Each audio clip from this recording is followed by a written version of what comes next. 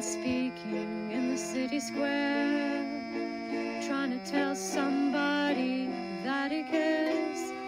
Can you blame the voice of youth for asking what is true?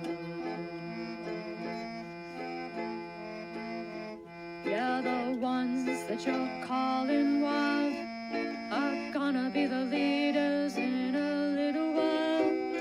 When will the lonely voice of youth cry, what is true? This our world's waking to a newborn babe, and I solemnly swear it'll be their way. You better help that voice of youth find what is true. And the lonely voice of youth cries, what is true?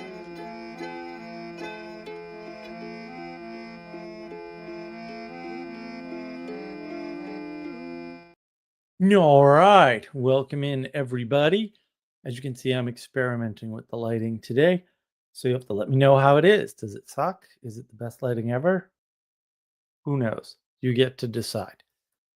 Probably I just need even more lights, which is usually the solution to lighting problems, unlike sound problems, which is fewer microphone sensitivities. Very weird. Light is very, very hard. Sound is impossible. That's pretty much how it works.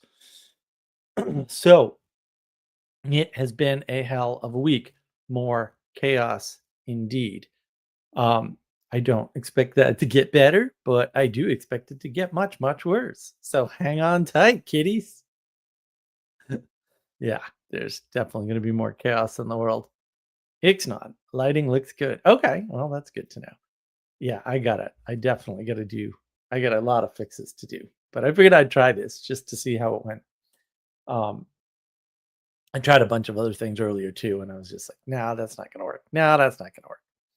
So, yeah, I mean, it just everything's crazy, right? And everything's getting crazier, and things are being revealed, and all kinds of wacky stuff is happening, and yeah, all these things that we've been hiding behind tolerance are now coming out, and that is going to continue, and it's going to get a lot worse because a lot of things that people just been denying but have been sort of obvious and talked about for years are now becoming undeniable. You thought the whole fake news virus scam thing was bad?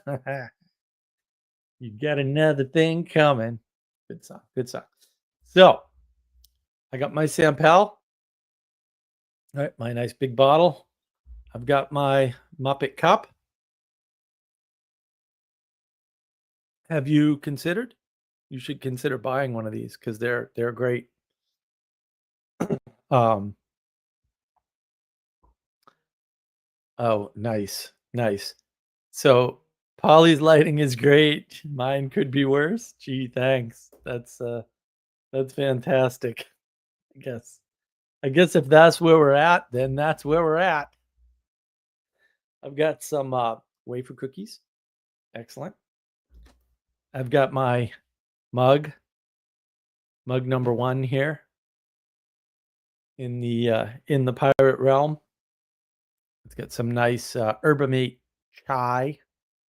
And then of course I have my captain's mug, and we've got some nice mint tea.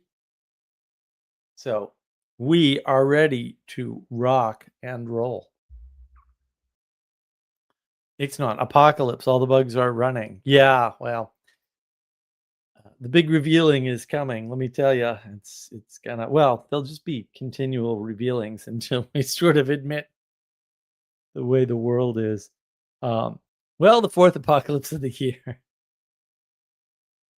Yeah, Sally. At least. It's don't worry. It'll get way worse. It's fine. Yeah, it just things are crazy. Let's grab our favorite book because I said it was Taleb's Bed of Procrustes, his book of aphorisms, and let's see what kind of wisdom we can get to at a random page. Oh, I already read that page. Can't use that one.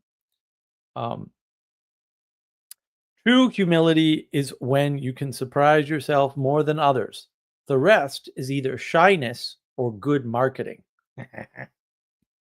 Well, Taleb does it again. That that just blends right in with the topic, because the topic today is charlatans.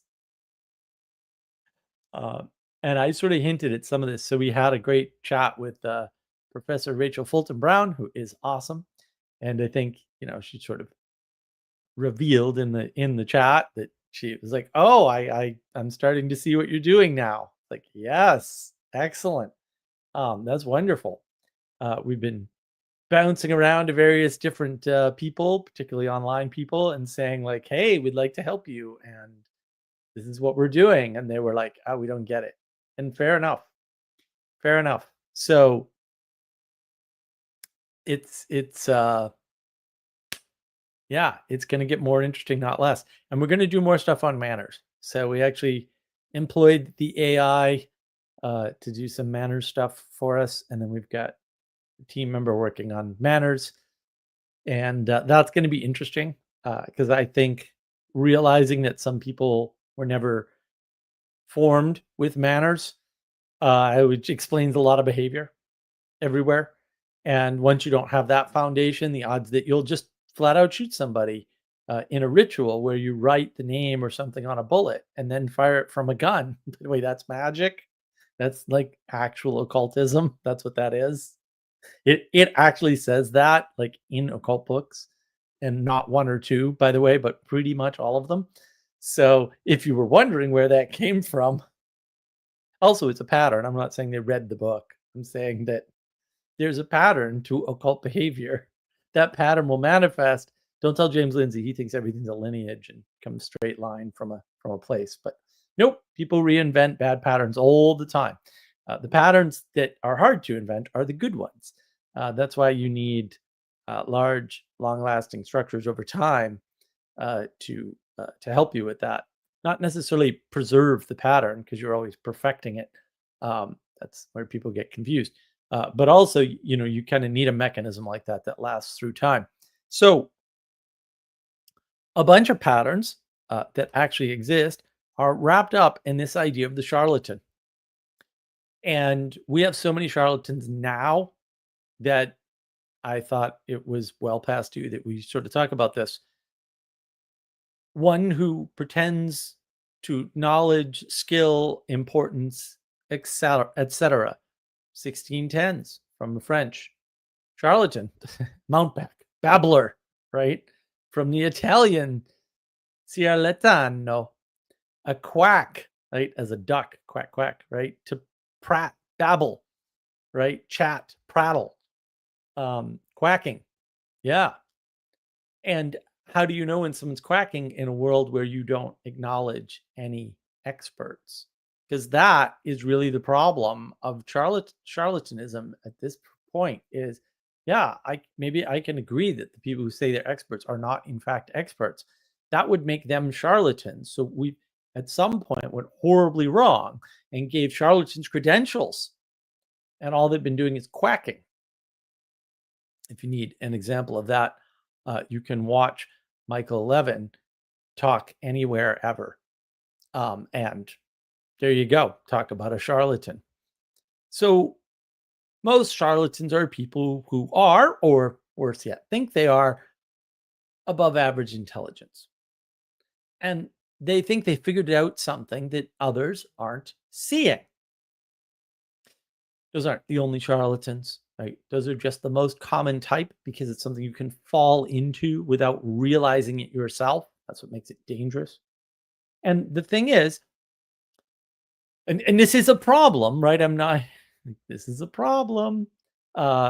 This looks a lot like really smart people who have figured something out that others aren't seeing. I mean, they kind of look identical because they're kind of the same thing. Right? You can be insane and see things that others don't, and you can be smart and see things that others don't. Not that hard, right? And this also looks like prophets, right? Prophets look exactly like this. And that's why charlatans are so hard to spot. Totally makes sense, right? And again, this is super important, right? And it's not an easy thing because largely they all sell dreams. It's not about selling you snake oil necessarily, although also snake oil. It's about selling you dreams. And you have to be really careful with dreams because we need dreams, otherwise we don't move forward. But also, if we get caught up in dreams, we're kind of screwed because we got to live in the real world. So that's where the balancing point is. That's the point of relevance realization, if you will, the difference between pursuing your dream too much and pursuing your dream too little, right? That's the most important aspect, actually. And the thing is that these are not easy things to determine. So we should differentiate.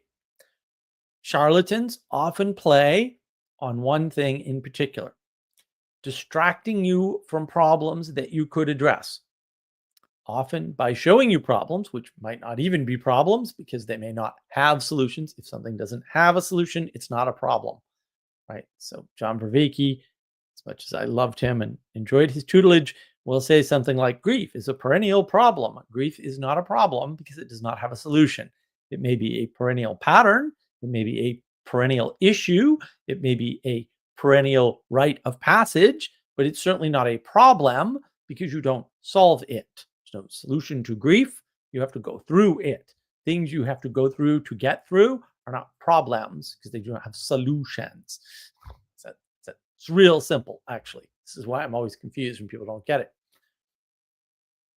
And so the charlatan's pointing to these problems that you can't address and probably aren't even yours. Right? Well, let me tell you how to solve the war in Ukraine. Oh, okay. You're not in Ukraine. You're not wrapped up in Ukraine or Russia, or at least even if you are in Russia or Ukraine, you're not wrapped up in the war in that way. Who cares? It's not important to you, right? Excuse me. And they tell you, charlatans, that you could solve these problems, right? That they, according to them, absolutely you could solve this, right? It could be fixed with your participation. And then they tell you exactly what that participation is. How convenient for them. And the thing is, and this is what people really have a hard time with, if that participation would help and you would give it, that would be fantastic. But the reason why people want your participation is not always to solve a problem, but it's so they don't feel alone.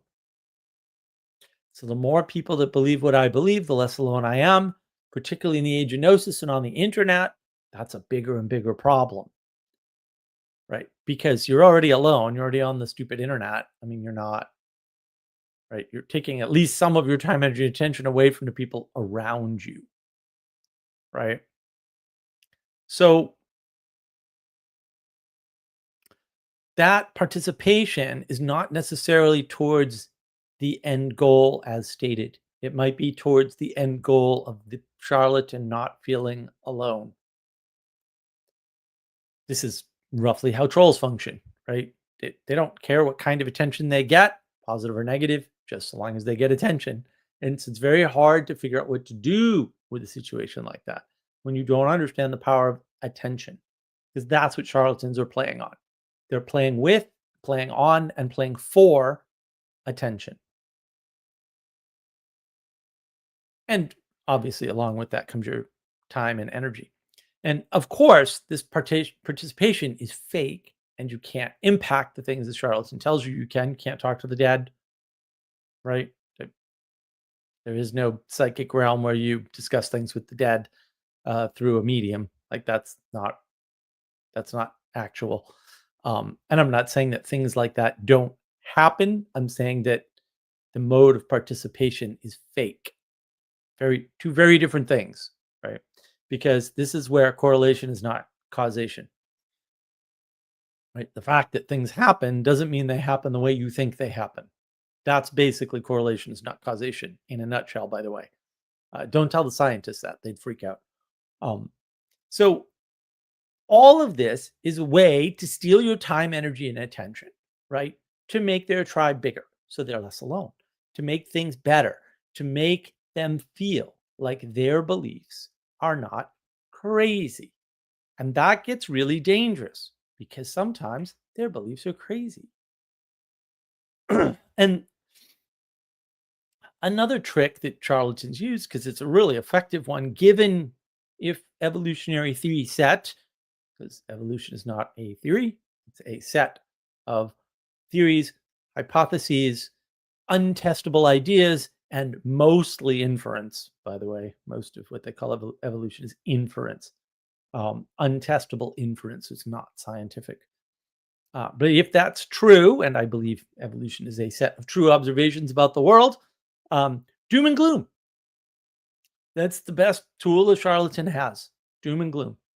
Well, the war in Ukraine is going to spread to all of Europe, and then eventually the U.S. will have to get involved. There's no reason why the U.S. ever has to get involved in another war in Europe, so hopefully we never will, but I have a feeling we will anyway because we're dumb, because the last couple times we were dumb, and we seem to like continue the dumbness afterwards for no reason too. So, and actually I support all of those combat actions, but that is a story for another live stream.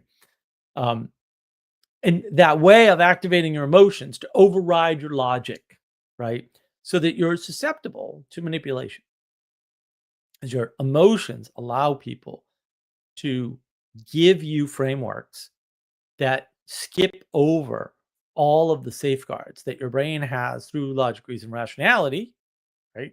Of getting fooled, right?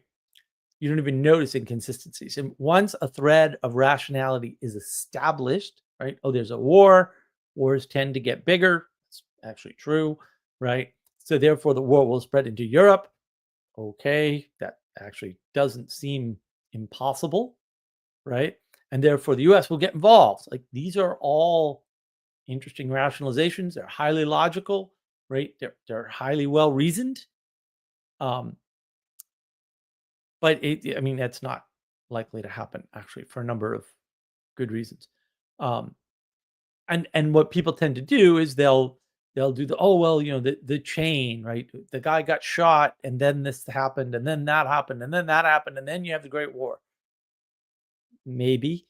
I'm not saying that's wrong, but also if you step back, you go, oh, no. It's the treaties and the interpretation of treaties that causes Great War, not the events that led to the treaties being triggered. That makes no sense because without the treaties there, those events wouldn't have caused the war, right? But without the events, the treaties would have been triggered anyway and caused the war. Causality matters and it's directional and sequence is important. Right? But that thread of rationality, once you establish, you miss things like that. Like that's how to apply proper logic, right? Oh, these connections are not real. The connection between the shooting and the war is not real because it's just one of many possible triggers and you don't see all the potential triggers, right? Because you're not looking at the mechanism. You have to look at the mechanism that causes those triggers to work, right? If you you cock back a gun and pull the trigger and there's no bullet in the chamber, the gun never fires. Right? It's not that hard. So you have to look at all of the conditions and the mechanisms, not just the mechanisms, not just the conditions, and know which comes first, because sometimes the conditions, the events are primary, right? Because certain events might trigger certain things where other events don't trigger those things, even though they're the same type of event. Right. And there's a lot of flipping in the beginning of the Great War. And that's the trick of the charlatan. You get the emotions.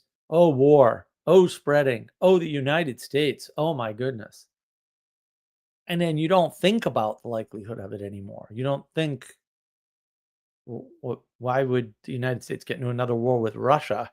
Why would Russia get into another war with the United States? They don't have much of a military anymore, to be honest. We're the last man standing with a real military.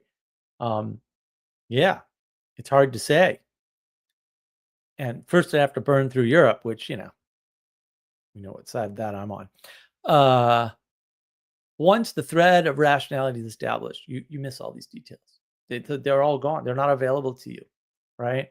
And to be fair, the charlatan, him or herself, doesn't know the difference. Like the reason why they're in that state is not necessarily because they deliberately want to fool you into believing a specific thing. They just want their tribe to be big. This is why conspiracy theory communities grow, because it doesn't matter what the set of conspiracy theories is. They just all want to be conspiratorial together, because the pattern there is the pattern of seeing rationality in all things, and the pattern of being able to logically understand or reverse engineer that rationality. Now, because I was in software for many decades, reverse engineering is not easy. Almost no one can do it correctly. And the idea that conspiracy theorists have enough brain power to do such things is absurd. Just going to let you know right now. That's why they tend to stray from one conspiracy theory to another. That's all. It's that simple, right? Because they're not like a person who's really good at reverse engineering has one theory and one theory only for one thing. That's it. They don't go, oh, I reverse engineered this program, therefore I can reverse engineer this other program. No one's that dumb who actually knows how to do that work. Pretty much how it works. So that's a good sign too. Like if somebody thinks, oh, I applied this rule here and therefore this rule can apply anywhere, charlatan. And the thing is, anyone with a negative attitude will think on the doom and gloom side automatically. And that will make them a charlatan without them even realizing. Because the next thing you know, they're promulgating conspiracy theories because they came up with them and they're really scary and they were scared by them and they don't want to be alone. And fair enough. And that's the problem.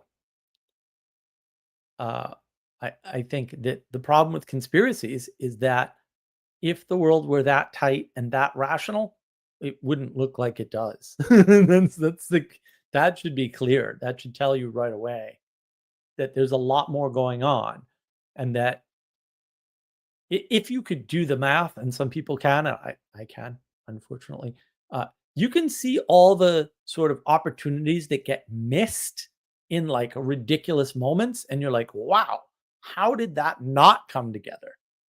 Right? So one of the things I did years and years ago when I was driving was I started to calculate how many accidents there should be given where people were looking on the road. Now, because I'm ridiculous and I'm me, I can actually look at enough people and which direction their eyes are pointed at to figure out basically whether or not they have any forward vision, right? Or vision that they need. It could be forward, it could be sides, right? When you're driving. And I quickly came to the conclusion, and this other people have also done this math, by the way, but I didn't know about that at the time. I came to the conclusion that there are far fewer car accidents than there should be, like by 2 orders of magnitude. Now, this remained a mystery to me. I couldn't figure it out. I was like, what? Why? I mean, these people clearly aren't seeing where they're driving, and yet they don't hit anything when they should. Like, there's no way. I mean, they'll just start to slow down. They're not even looking like what's going on. And peripheral vision explains some of it, but not all of it. And then it just turns out that we have 2 visual systems. And I learned this from Dr. Ramachandran on PBS a million years ago. And no, Manuel, I have to look in the wrong place. Actually, I just have really good peripheral vision, like stunningly good. Even for my age, they were like, what the hell? I was like, I don't know. They're like, you have perfect peripheral vision. I'm like, if you say so, I wouldn't know. I don't measure my own peripheral vision. Certainly not in relation to others. How do I know what other people see? It just turns out that we have a primitive vision system that just tracks movement. It doesn't track objects. It just tracks movement. And so that visual system is the lizard brain, roughly speaking, or the reptilian brain, and it's way faster. Like that's the one that, you hear a rustle in the, in the forest or in the jungle, and you run, right? That's the one that does that to you, and you go, well, why did I run? I don't understand. What was I afraid of? No, there's a whole system in your brain that's wired into your senses, including your visual senses, that the visual range on the movement detection system on your eyes is freaking enormous. It's basically, 2 orders of magnitude or so bigger than the focal system that can identify objects and colors.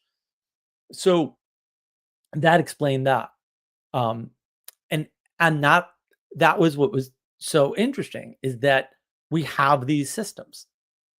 And these systems, that system is an emotional system. It overrides our rationality. It happens way before rationality does.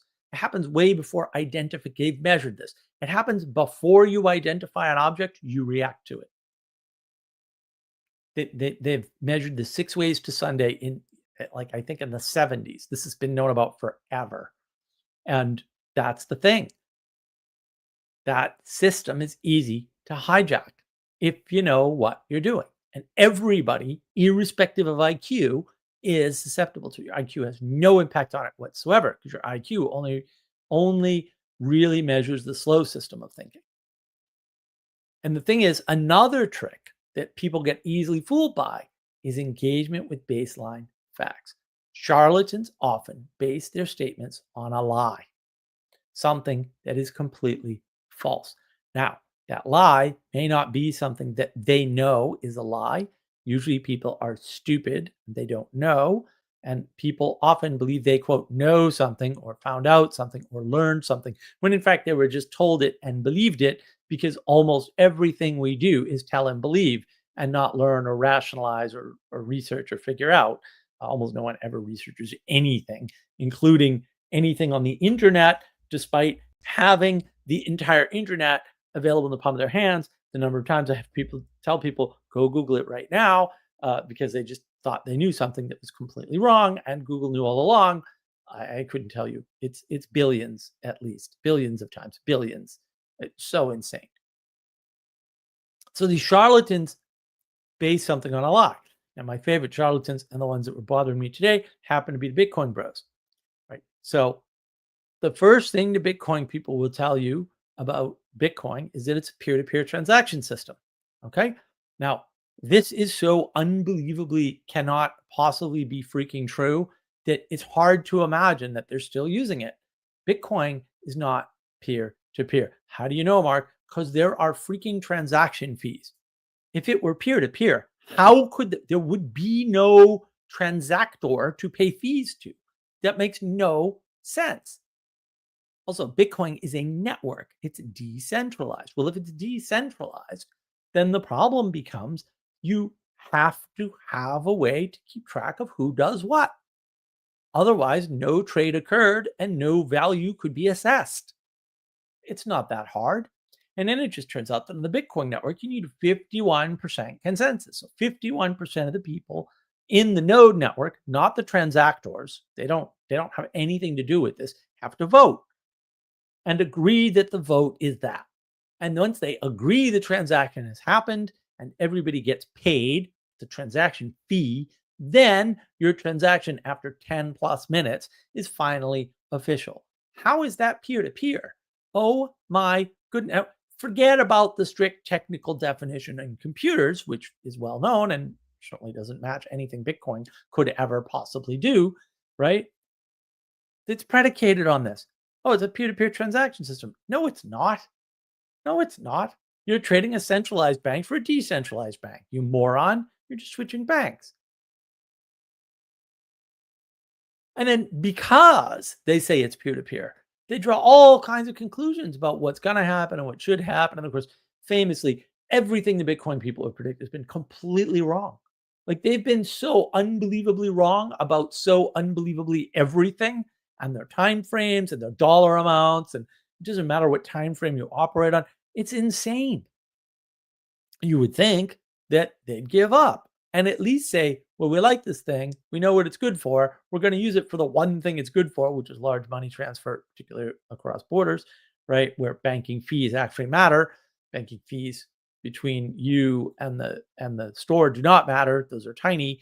Banking fees to transfer $50 million from one country to another, those banking fees matter a lot. That now we're talking about a lot of money, right? Oh, Bitcoin's great for that, actually. It's just not good for like buying pants at the store or food or anything. That's a dumb use for it. 10 minutes to clear a transaction. They clear a transaction sub 1 second on the credit card network. I don't know what to tell you. So it doesn't take 10 minutes. And then because they begin this thread based on this lie, oh, it's peer-to-peer transaction system. You don't need a bank. What? I mean, if it were truly peer-to-peer, you wouldn't need a bank, but it's not peer-to-peer and there is a bank. It's just not a centralized bank. So you don't know who the banker is and the banker could change with every transaction. Lovely. Right? You get this thread, this exciting adventure. Oh, we're going to start in a new world where we don't need banks because all the transactions are peer-to-peer. Oh my goodness. How much more efficient would the economy be if we get rid of banks? I don't know, but you're not going to get rid of banks, and you're certainly not going to try to get rid of banks with Bitcoin because that can't happen. But you get caught up in this idea, oh, what would the world look like without banks? What a great journey. And then you have an experience and you keep listening, even though the initial statement is bonkers. It's completely wrong. It's insane. It's nuts. Everything about it is wrong. Technically, it's wrong theoretically. It's wrong in fantasy land. It's not what the white paper says. Like, it's just every possible way something could be wrong. Bitcoin is peer-to-peer transaction system is wrong in. It's amazing how wrong it is. It's actually impressive. Like, how did you make everything that wrong? That's amazing. It must have taken you so many hundreds of man years to get that done. And the thing is, this happens all the time. And this is why interrupting people when they say something wrong is important. And someday I'll get to do a video on that. I have this animation in mind, and my luck with animations is not great. If you know an animator who wants to work for free, let me know. We'll try to get the animation right.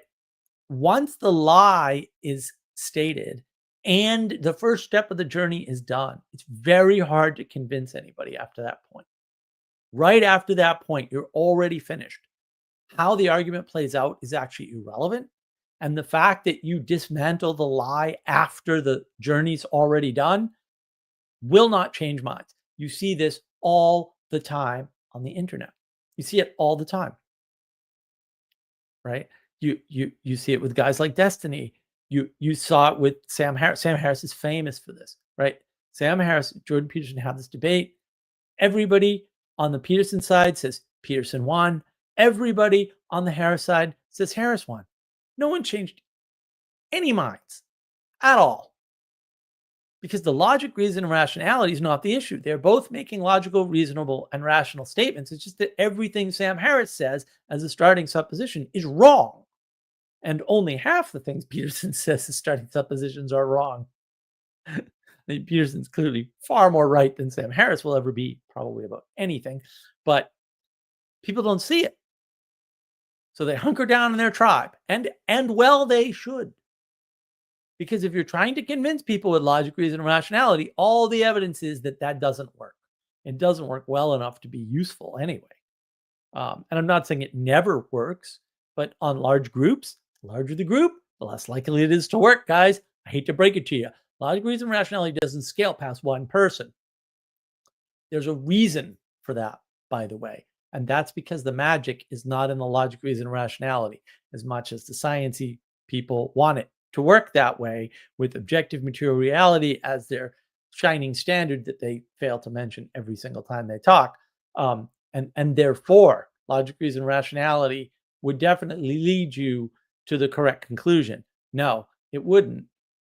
This is the same conclusion that was used to justify not only the first act of the Great War, but more importantly, the second act of the Great War. Those arguments were not illogical, they were not irrational, and they were not unreasonable. They were perfectly scientifically accurate and precise. They happen to also be evil, by the way, and I'm still a no on evil, so that's how I fell on that issue.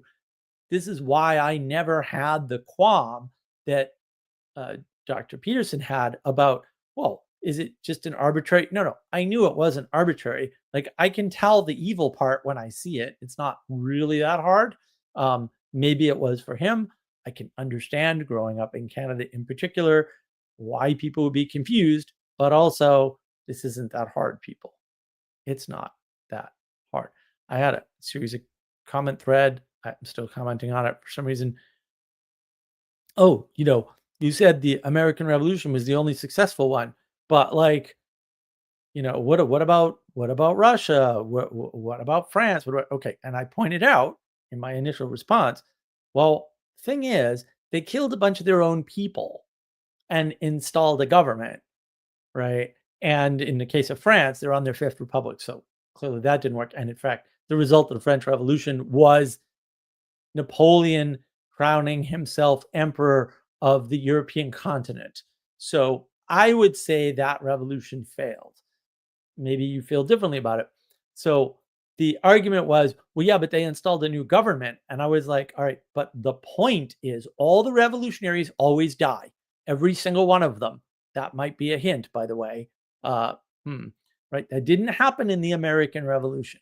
Okay. And there are horrific deaths, usually on the order of, I don't know, roughly half the population. Isn't that weird? That must be a random number that has no significance whatsoever of the population. Okay. I would call that not a revolution. I would call that a slaughtering. And yes, does slaughtering lots of people work? Yes, I'm actually rather a fan in certain circumstances, to be quite honest. Also, I don't think that's a function of revolution. That seems to be a function of slaughtering lots of people until the remainder either are all the docile ones or are smart enough to give up. That's what I would call it. You can call it something else if you want. Almost all revolutions, except ours, by the way, in the United States, have three major factions. Three. Weird. Right. Now, one of those rises to, okay, well, where's the revolution and how are you measuring success? Right. And the person responded with, well, what about communist China? And I'm like, really? So nearly 100 million people dead of their own people? What part of own people dead are you not like to what? Install a government? Do you have a government in China? Are you sure? Are you sure you have a government in China? Because what it looks like to me is you installed a different dynasty, because that's actually what happened, by the way. So did you change governments if you had a dynastic by birth system before and you have one after? Is it a revolution just because they adopt a communist economic system? How is that a revolution? Countries change economics. Like that happens, quite enough that it's a thing. Like we know this. And the argument yet continues, I think. Talk about lack of relevance realization. But once the charlatan idea that a revolution means upending the government, I don't even know what relevance, like most people, it doesn't matter what government they're under. It doesn't change their way of life one little bit. And that's been measured by sociologists and everything. Like, yeah. You can even have a war in your country. You still got to do laundry. You still got to buy bread. Like, I don't know. Like, it is what it is. And the further trick of the charlatan is that they present an ideal, something that you want. Maybe the resolution to something that isn't a problem. And therefore you go, aha, I thought there was no solution to this. And yet here you are promising me a solution to this, like inequality. That's what socialism does. See the trick of socialism. This is a wonderful video. And maybe it's something that, you were waiting for. Someone to show you how can we solve inequality? How can this be made to work? How can we come up with a solution to this thing that I think is a problem, even though it's absolutely not a problem because it doesn't have a solution? You already want it to work, and it's something you've already thought about or considered in some ways, right? Maybe with a similar type of solution. I mean, this is Karl Marx has the intellect of a 3-year-old, and he wrote that intellect down. I get that. Also, I don't know why this isn't a whopping revelation to people. 3-year-olds regularly spout actual quotes out of Das Kapital. That doesn't seem to be a coincidence. That seems to be a function of these are really simple ideas that any sufficiently addled intellect that hasn't had enough experience in the real world comes up with. That's what it tells me. Maybe you have other conclusions. I don't know. Don't tell me if you do, please. I don't want to know. I've had enough stupid for one lifetime. So maybe they come up with the same solution. Oh, we just need to steal from the rich and give to the poor. Sure, I just like Robin Hood. Oh yeah, that's all the same. Sure it is. It's identical, in fact. I'm certain of it, right? Because you're focused on the wrong freaking thing. You're focused on the mechanism and not on the conditions that the mechanism works in, right? Again, you can pull the trigger on the gun, and if there's no bullet in the chamber, the gun doesn't fire. It's not that hard. The mechanism's not the thing. And maybe you've just been waiting for a solution, right? So that, then you feel less alone. Even if the solution's bogus, because a lot of people fall for bogus solutions.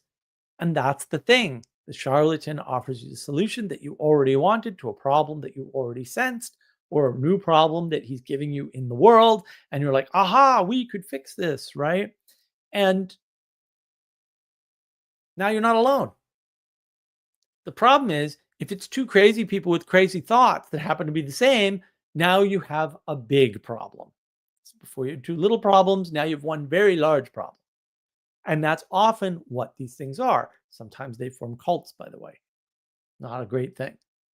But this sort of thing is something community helps you to fight, right? They can tell you things like, oh, that person is whatever. And I'll tell you a little story. So a billion years ago, when I was living with the dirty, smelly, druggy hippies, buddy of mine was, he really grew up on the streets, man. I grew up a class above him, we'll say. He grew up like on the streets, and he was coming to visit me. And as he was coming into the property, he met a guy who was also coming to visit somebody else that lived in the dirty, smelly, druggy hippie house, because there were a lot of us. We all had our own rooms, thankfully. Whew, I don't want to live with those smelly, druggy hippies. And the doorbell rang. They were both like at the door at the same time. And I was coming down because I thought it was my friend, and my buddy was coming down because he thought it was this guy who made an appointment with him.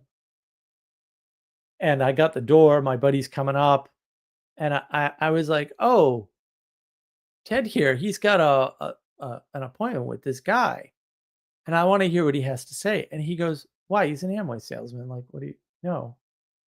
And I'm like, how the hell do you know what he has to say? You just met him for 2 seconds and said hi. And he goes, yeah, I know. He's an Amway salesman. I'm like, no, I'm going to stay and listen to what this guy says. All right, go ahead. He was an Amway salesman. I didn't know that. I was totally fooled.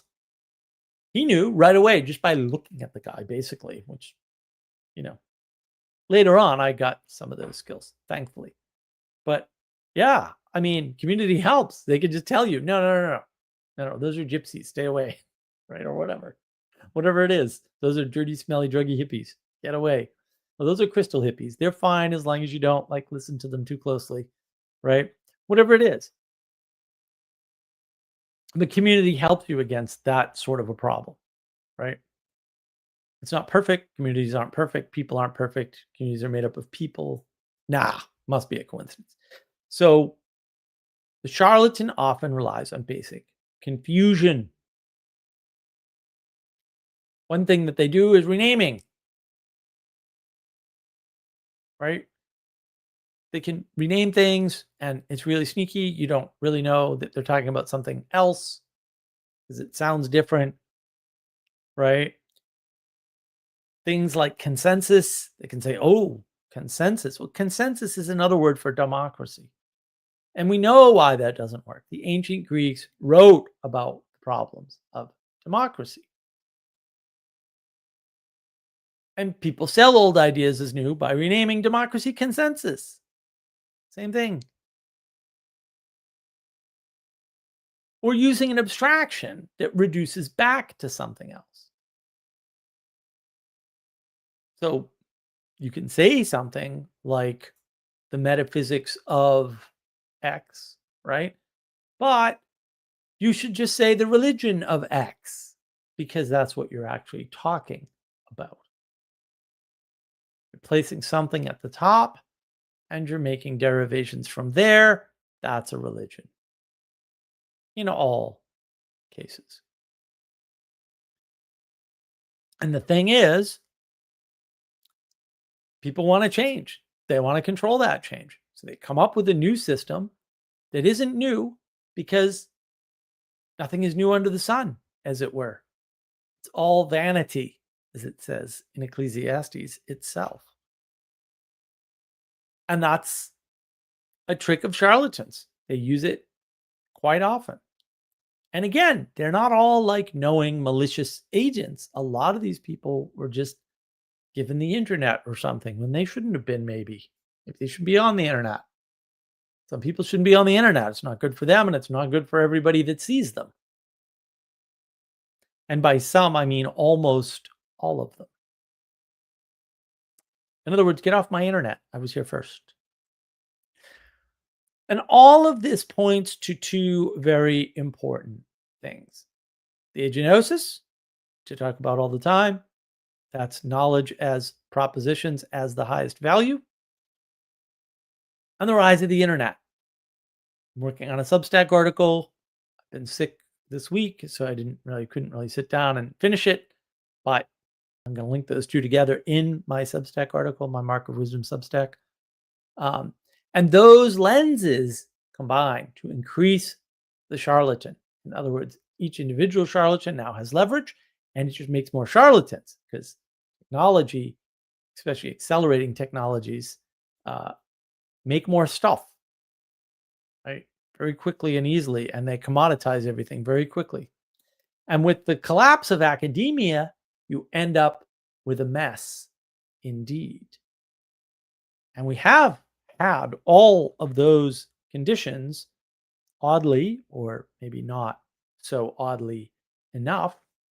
And that's part of the issue, is that you've got a bunch of people who, because academia has collapsed and because the fourth estate has fallen, which is another video that I have that I won't link because I don't have the link to it handy. What happens is now you have a bunch of people who want to give you their solution that maybe should have stayed in academia because they're a little crazy, but they're great in the lab.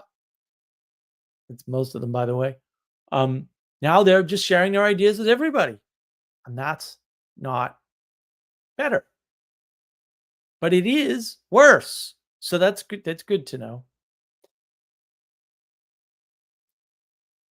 The thing is, charlatans rely on forms of enchantment. We all rely on forms of enchantment. Enchantment is not bad, but it can be used for bad because anything can be used for bad pretty much. I'm just saying, don't be a materialist. There are more subtle ways of this charlatan type enchantment. People using the tools of science, logic, reason, rationality, or any other science tools really, to describe or explain things out of the field they were meant for.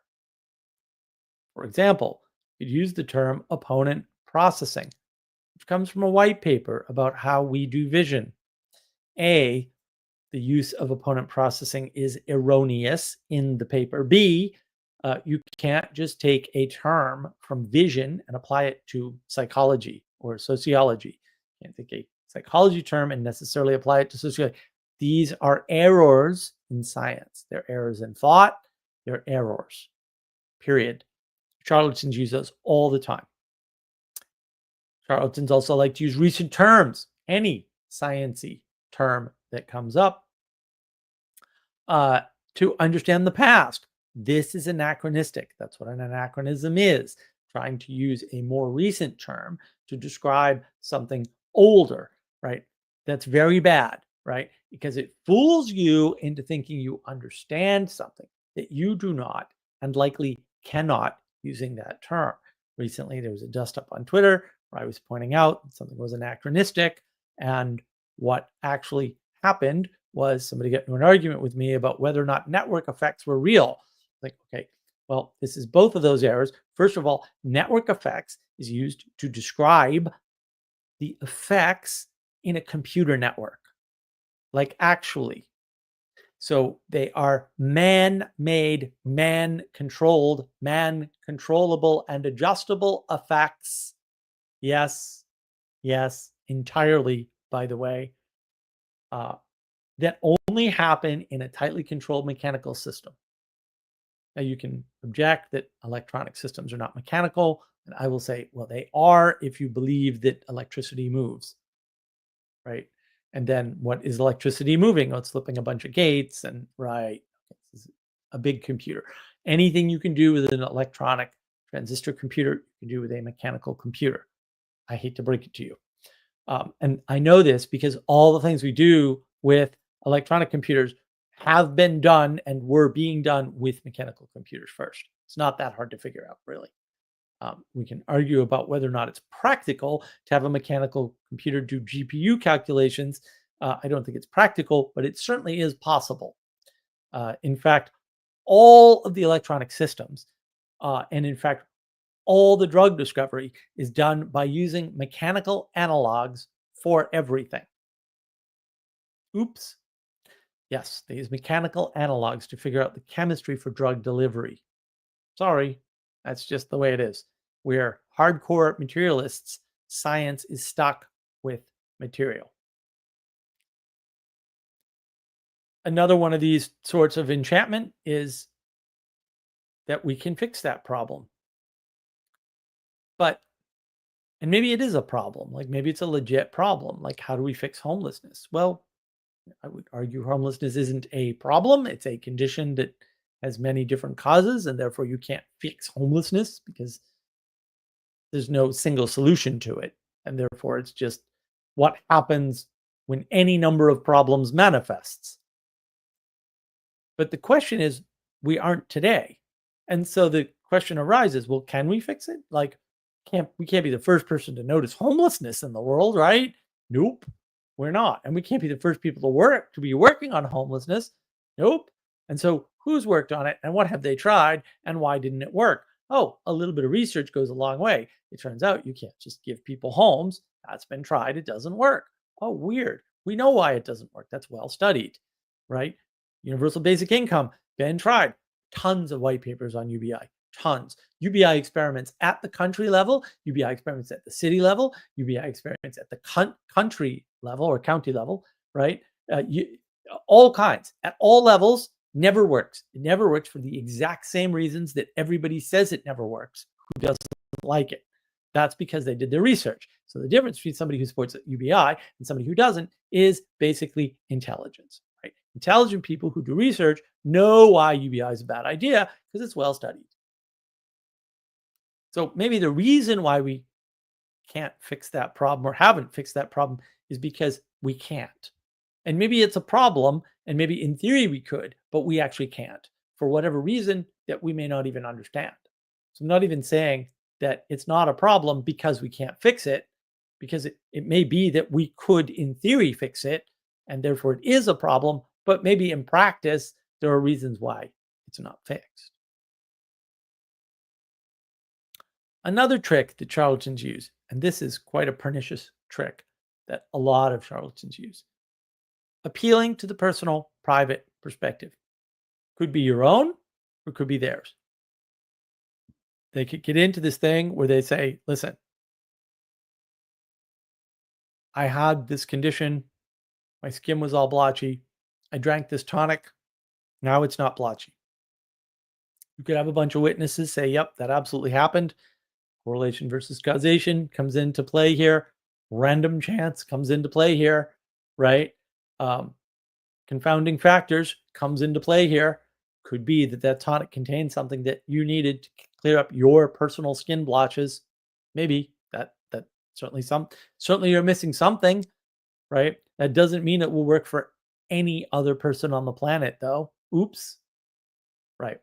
Or they'll appeal to your personal private perspective. Do you ever feel like, you went to a party and you felt alone even though you were in a crowd of people? Yeah. Yeah, I know what that's like too. But the reason why it's like that is because those people are stupid and you're smart, and that's the problem. But I have a solution. You could come to my event where we all talk about smart things together because we're all smart. That's a common charlatan pattern, right? And you see this, it's real clear with the conspiracy people, right? Like, the UFOs are out there. Oh yeah, bang, they're in, right? They're already in because they already believed in UFOs. It's not that hard. Or, hey, I went to Alcoholics Anonymous. It helped me. It solved my meaning crisis. But that doesn't mean it solves the meaning crisis for everyone. It doesn't even help most of the people that try it to stop drinking. Now, AA is wonderful. It is by far twice as good as any other mechanism for getting people to stop being alcoholics. The numbers are still terrible, though. So that's worth knowing. So people use these sorts of things all the time, and they're not necessarily bad people, right? But they are charlatans. And maybe they can't avoid it because they're not smart enough to see the flaw in their own argument. Because most people aren't. They don't even do the research. Get the whole internet in front of their hands. They don't even do the research. Contradictions. Contradictions are the hallmark of a charlatan, right? People will state outright contradictions. And then right away. Obviously, you can't agree with something and disagree with it at the same time, right? Can't say the here and now is the eternal. Okay. No, they're different words because they refer to different things. It's not that hard. You can't equate them because you feel like it, but it makes you feel good because you resolve the conflict. What is the here and now? What is the eternal? Oh, they're the same thing. It's fine. A, that didn't resolve it, but B, it did make you feel good. Oops. Very dangerous when your emotions are getting weaponized, right? And again, it doesn't have to be deliberate. And the thing is, a disagreement within a group isn't a disagreement about a group.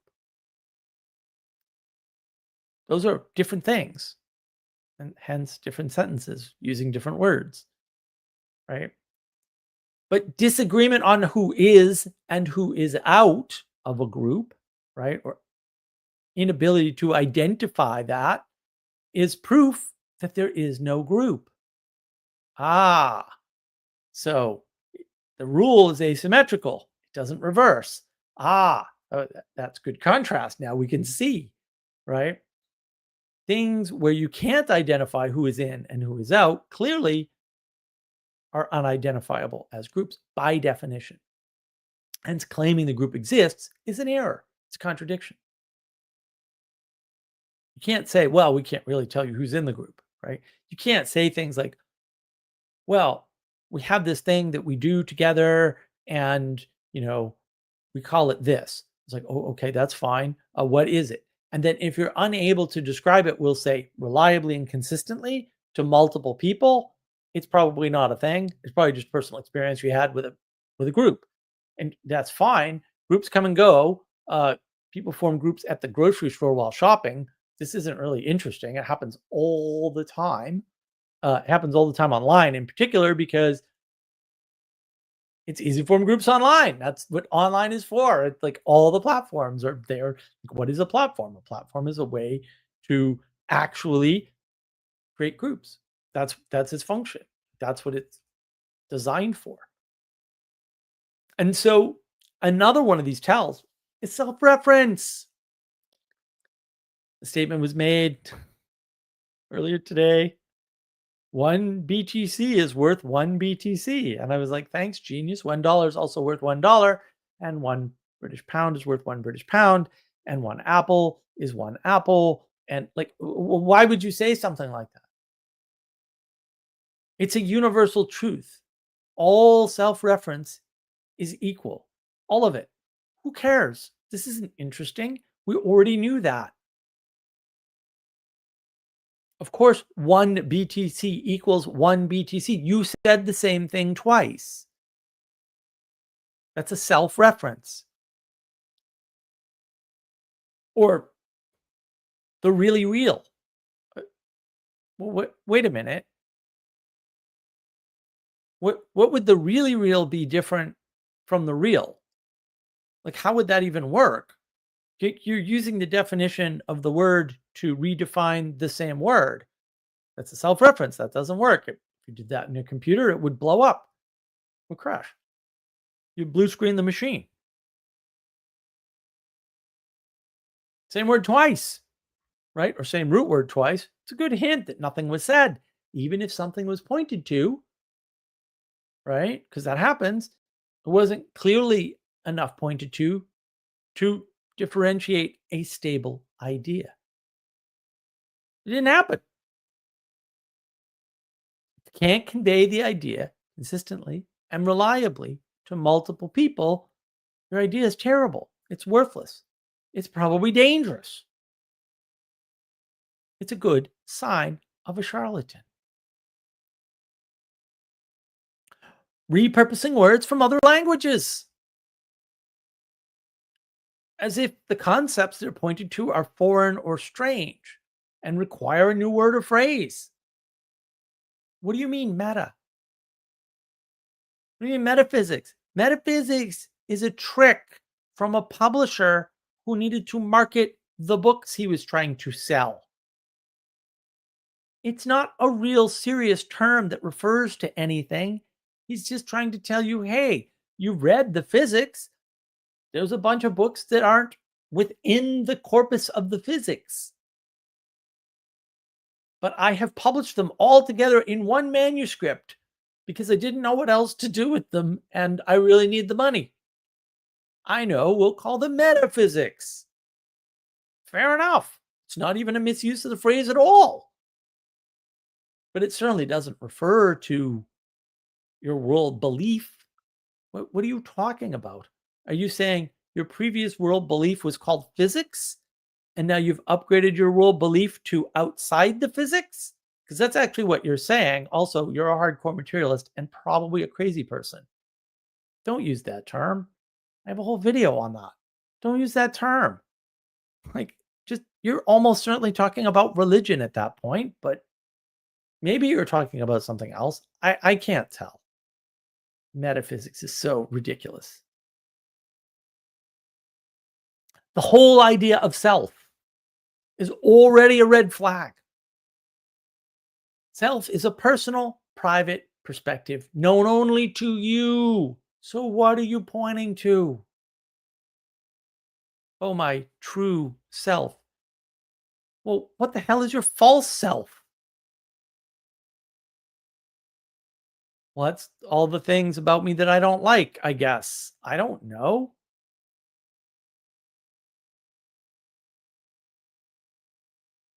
So look, the question is, how do we avoid this? What can we do? Well, a bunch of those are the things to look for.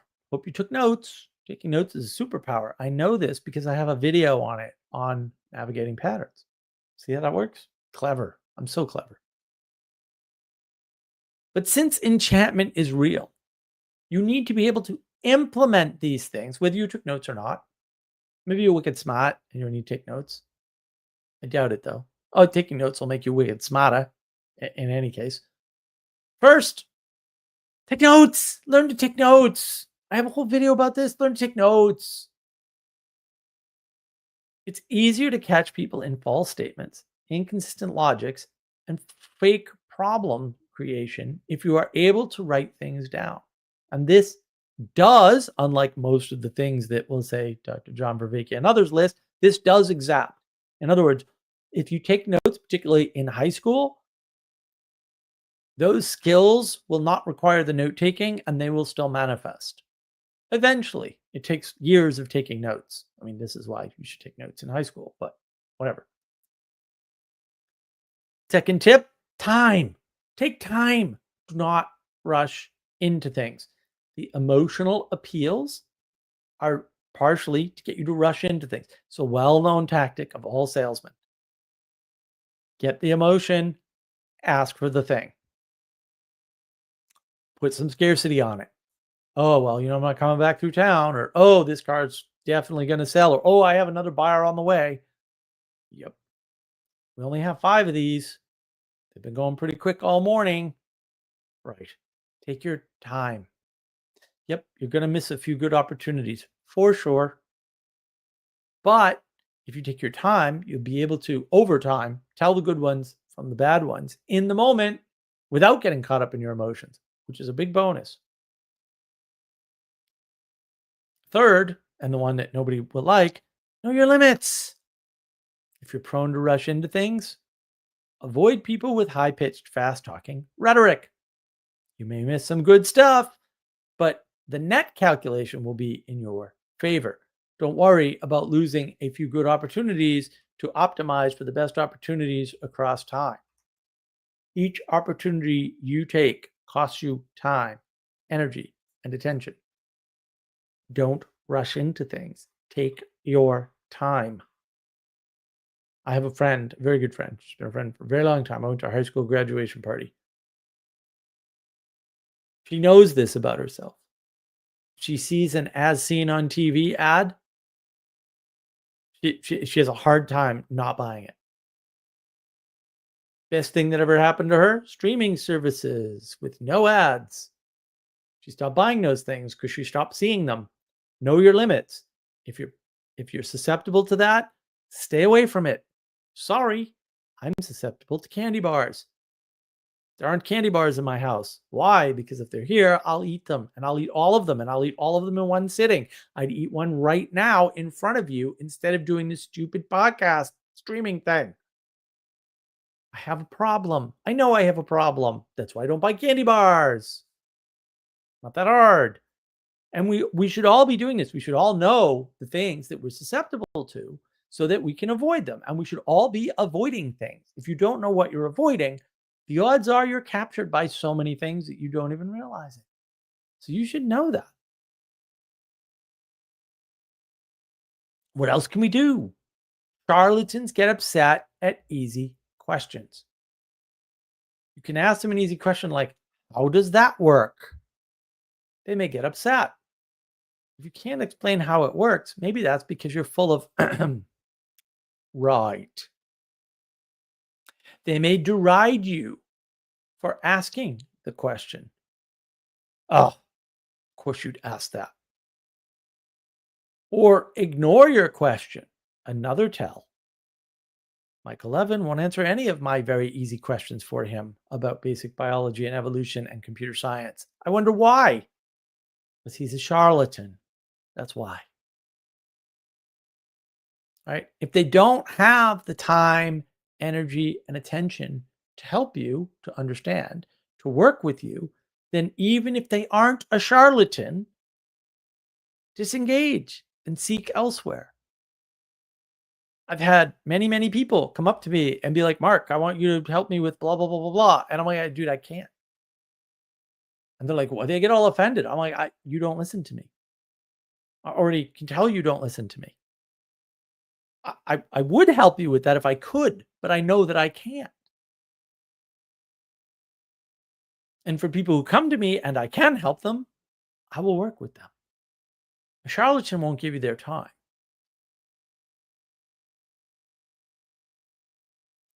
Charlatans tend to get upset if you make a point they didn't think of. If your argument is an enhancement to their argument and they get upset, that's a tell. That's a hint. That's a tip-off. If someone doesn't know more about the topic than you do, proceed with caution if they are claiming expertise. The problem is, even if they're right, they're arrogant. And that's going to be a problem later. A bunch of people got in with the Portal Discord server with Eric Weinstein, and they found out real quick, oh, Eric can't work with people. Eric can't answer easy questions. Eric won't give you the time of day unless he's interested. He won't put in the time. He won't put in the attention or the energy. He won't do it. Okay. He's arrogant. If you point out to him that he made a small mistake on something, he gets pissed off and bans you. Weird. Charlatan. I have a bunch of videos about that. Well, on him, I've got one from his ARC thing. I mean, if you want to know how a charlatan operates and see him in action, you can watch that video. That ARC video with Eric Weinstein is just unbelievably charlatan. Like it's just almost he hits a bunch of. I mean, he doesn't hit them all because he's not that smart, but he hits a bunch of them. This is a good job, and I break it down, so it's there. You can watch it on Navigating Patterns. Claims about the uniqueness or newness of these times right now, or this technology. Until the internet, bullshit. These circumstances. Like, oh yeah, right here, right now, because we have a war in Europe, really. Can you find me a decade without a war in Europe, please? I'll wait here. You can look. Okay? Go ahead. 10 years, no war in Europe. Go ahead. I'll wait here. Or some particular unique object. Oh, we've never had computers before. I don't know. The Jacquard loom's pretty old. That's actually a computer. I don't know what to tell you. Of course, this time has never happened before. Time is unique. That's how we measure it, by its uniqueness. All technology is new. Old things aren't considered technologies by us. The single cylinder motor doesn't seem like a technology in the age with 8-cylinder cars and 8-speed transmissions and turbos. So of course these circumstances are unique. That's what time does. It differentiates the same thing so it doesn't just happen over and over again. Objects have multiple names based on how you need them to be. We see affordances, not objects. Dr. Jordan B. Peterson talks about this. You don't see a tree stump, you see a sitting thing. You don't see a chair, you see a sitting thing. If you don't believe me, I have a whole animation that explains this because Ethan is awesome and he gave me that outline. It took forever to do the animation. The big trick is that they would do X for Y, but they lack something that they can only have with your help. I need your help. I can't get my paper through academia because the gatekeepers won't let me. But if enough of you help me, we'll be able to make this paper on physics super popular. Yep, among the wrong crowd, by the way. The ones that are easily fooled by stupidity. I'm just saying. Yeah, I read it. Sorry. I did. And that might be, if just enough of us got together, we could stop ICE from beating up babies or whatever it is they're being accused of this week that they're definitely not doing, because you'd have a video, which you don't have. It's a little weird. And because this statement's often true, at least in theory, if you had enough people thinking about this or doing this or acting in this way or talking about this, it's easy to fall for it.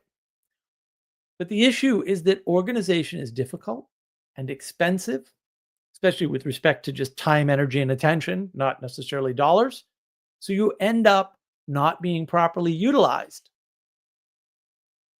And the charlatan takes advantage of improperly utilized groups of people by using up a fraction, which is a completely inefficient way to do it, by the way, of the time, energy, and attention gathered to do whatever they're trying to do. And what they're trying to do might be just to get more attention on them.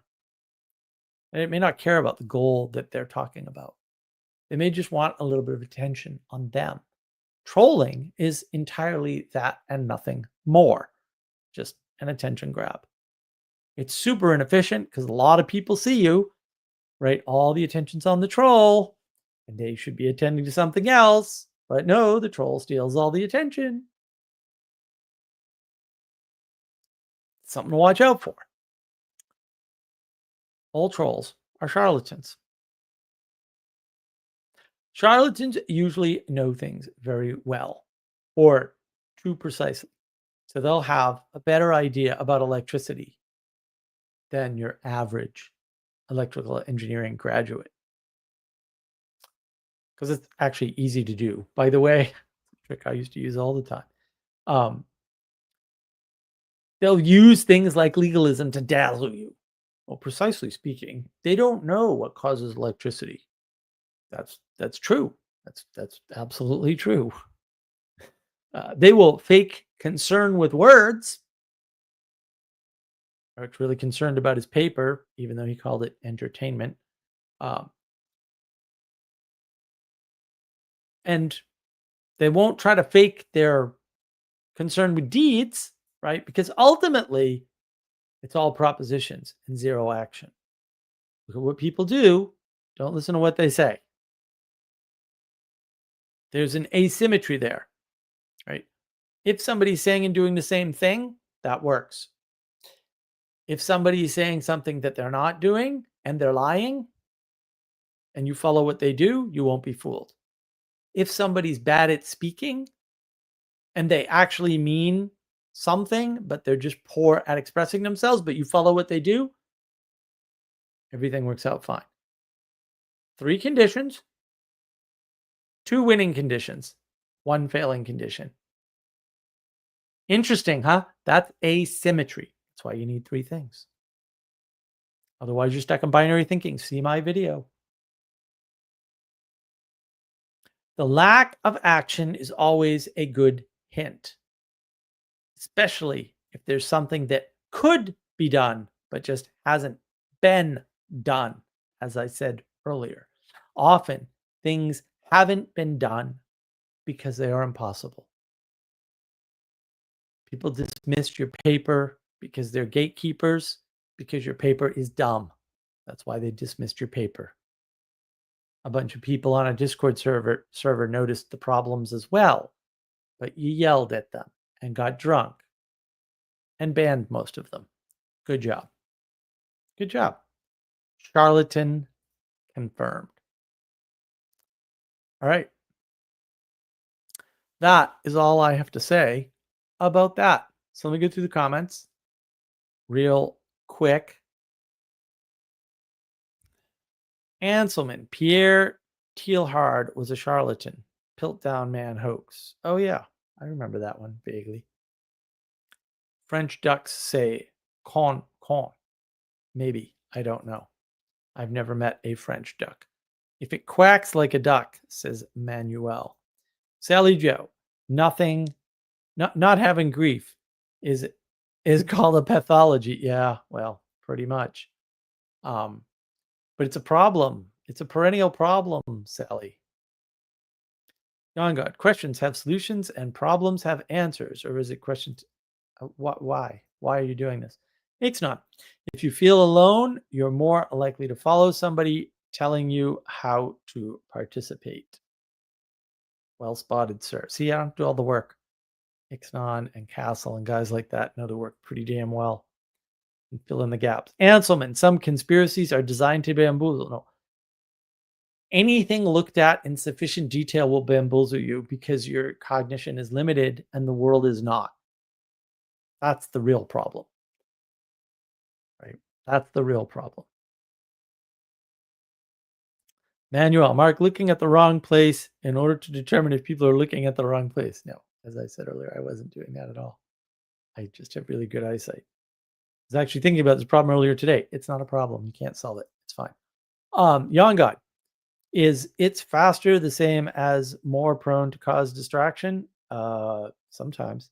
And is this comparable to those who are startled by loud noises versus those who are not startled? I don't think so.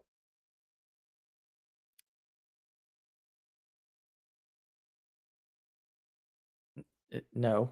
I mean, it's not about startling. If your ability to react to rustling in a jungle is inhibited and you live in a jungle, you die pretty young. That's basically what happens there. Unless people save you, in which case you get weak.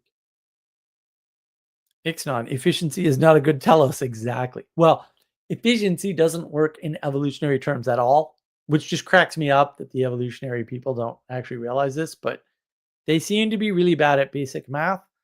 And even the ones like Dawkins who actually ran simulations kind of missed all the evidence in front of them, but they're stupid. So I don't.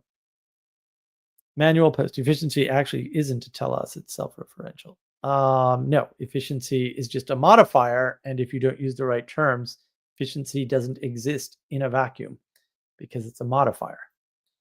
Young God, I mean, all this assumes you measure efficiency properly. No, you can't measure anything properly. Somehow counting fails, but in the future, well, no. Measuring is just a waste of time for most situations, especially the important ones. And the thing you need to worry about is where you're at and where you're going, and not where other things are at relative to some arbitrary marker. All measurement is arbitrary. Young God, is the moral of the story? There was a story that everyone is a charlatan about something to someone. No, it was no story, and there was no moral. It's trying to show you how to identify something. Very careful, perhaps in yourself in that case. Hanselman, do casinos in Moscow play Russian roulette? No. No, they do not. Manuel said Grok produced the metaphysics of X. Well played. Everyone should check out the academia video. Sorry, I had to highlight it because it's too good. It's too good. Manuel, oh, my favorite term for yourself. That one is good for my self-esteem. Yeah. Yeah. It is. Self-esteem relies on self. Etymology of analog. From the Greek, analogon, neuter of analogos, proportionate. Yeah, that's what analog means. Young God, root problems have negative and positive solution. If you say so, I don't know what a root problem is or why you'd use that modifier. Ixnon, you can't fix homelessness by giving people houses. That should be obvious, but it seems not to be. I remember the day I unfortunately turned on PBS Now, which is a horrible show because it was made in New York City and the Dutch are terrible. And they were talking about that experiment that they did in all of New York City. They said, hey, you're spending twice as much on homeless people as it would cost to give them all apartments. So they somehow convinced the New York City mayor, I think it was Bloomberg, but it might not have been. I don't remember. It was a long time ago. To reallocate the funds, and he did, and it didn't work. And I'm like, it's always the same with these morons. That experiment's been done all over the world millions of times. Doesn't work. Manuel says, I knew it. I'm smart. Yeah, well, there you go. I was in a group at the supermarket once. I think they called it the line. Exactly. Yes. The groups are everywhere. Sally Joe, some people are talking about postmodern woo-wology. Yes. Well, they have to if they're going to be stuck in science terms. Manuel posts, the problem of self is self-evident. Yeah, well, can confirm. Maybe if we identify with the right line, we can straighten the self. There you go. If you measure yourself against the right line, you'll straighten yourself. I agree. That solves the problem of measurement too. Jan God, I'm so confused. Mark says self-reference is dumb. Manuel says the problem of self is self-evident. This is hard. Sure. Are these all jokes? No. They're asymmetries that you don't recognize because you're dumb. Manuel, my belly mainly has to deal with that problem. Yeah, well, there you go. Forgive my wall of text. No, that wasn't a confession and therefore will not be met with anything else. Sally Joe, but these problems are novel and distinct, as are the individual problems. Yes. No one ever had issues before now, but these essential oils to keep off Windows 11. I should try that. I should try essential oils to fix my Windows 11 problem. Young God, if you want a real answer as to why, if there is a problem to solve, it's because nature allows a niche to be filled. If there's a niche there, niches to be filled as a tale as the old of time. Well, niches can be constructed. That's what everybody says about niches. And they're correct. Niches can, in fact, be constructed. I don't recommend that you construct niches, but you can, and then you can fix your own problem that you created. That's the academia trick. Manuel post. Oh yeah, we should use essential oils for windows cleaning. See, the solution was there all along. All right, look, if you want to talk about charlatans and how to identify them, feel free to jump in and we can discuss, as long as you're willing to be on camera, because we don't do anonymous trolls. Trying to keep the trolls to a minimum. And that is just one tactic for doing so. But yeah, I mean, hopefully this sort of helps people to kind of figure out, oh, this is a rabbit hole. And maybe the person doesn't mean to like take up my time, energy, and attention on something that's going nowhere. Maybe they just don't know the difference and they're a refugee from journalism because the fourth estate also fell, or from academia because the academia crumbled, right? Or some other institution, right? Maybe they're just lonely. And that's why they dragged you into their conspiracy Discord or whatever. That happens. I mean, it's not uncommon on the internet in particular because the internet's designed to build groups. The problem is most groups fail, right? Almost all internet groups fail, usually within 6 months, actually. A few survive longer than that, but very few survive more than a year or two. And that's really the problem is when you don't sample the failures and the losses, you get a very bad view of the world. It's a type of sample bias, right? Survivorship bias. It's a serious problem. A lot of people look at things that survive and draw conclusions from them, and those conclusions are always completely wrong. Well. Manuel, welcome. It's been quite a long time, sir. I don't know why you're up. You should be asleep, but I'm glad that you're here. Well, actually, the reason, no, that's not the reason I'm up, but part of the reason that I'm up late is I had an all-night prayer, and one of the things that we were talking about or praying about was occultism, right? And I associated that with an enchantment, right? Like a dark enchantment, effectively, right? Which is also somewhat what a charlatan does. And I started thinking about what is, well, how do you recognize an enchantment, right? Like, because there's different sources of enchantments, right? So there's yourself, right? like you have a thought or whatever, right? And you think it's important and you chase it, right? So in some sense, you're a charlatan of yourself in that way. But there's also other ways that other people do that to you, right? Like sometimes that's intentionally, but sometimes they're pursuing something important for them or whatever, right? And they're taking you away from your purpose, right?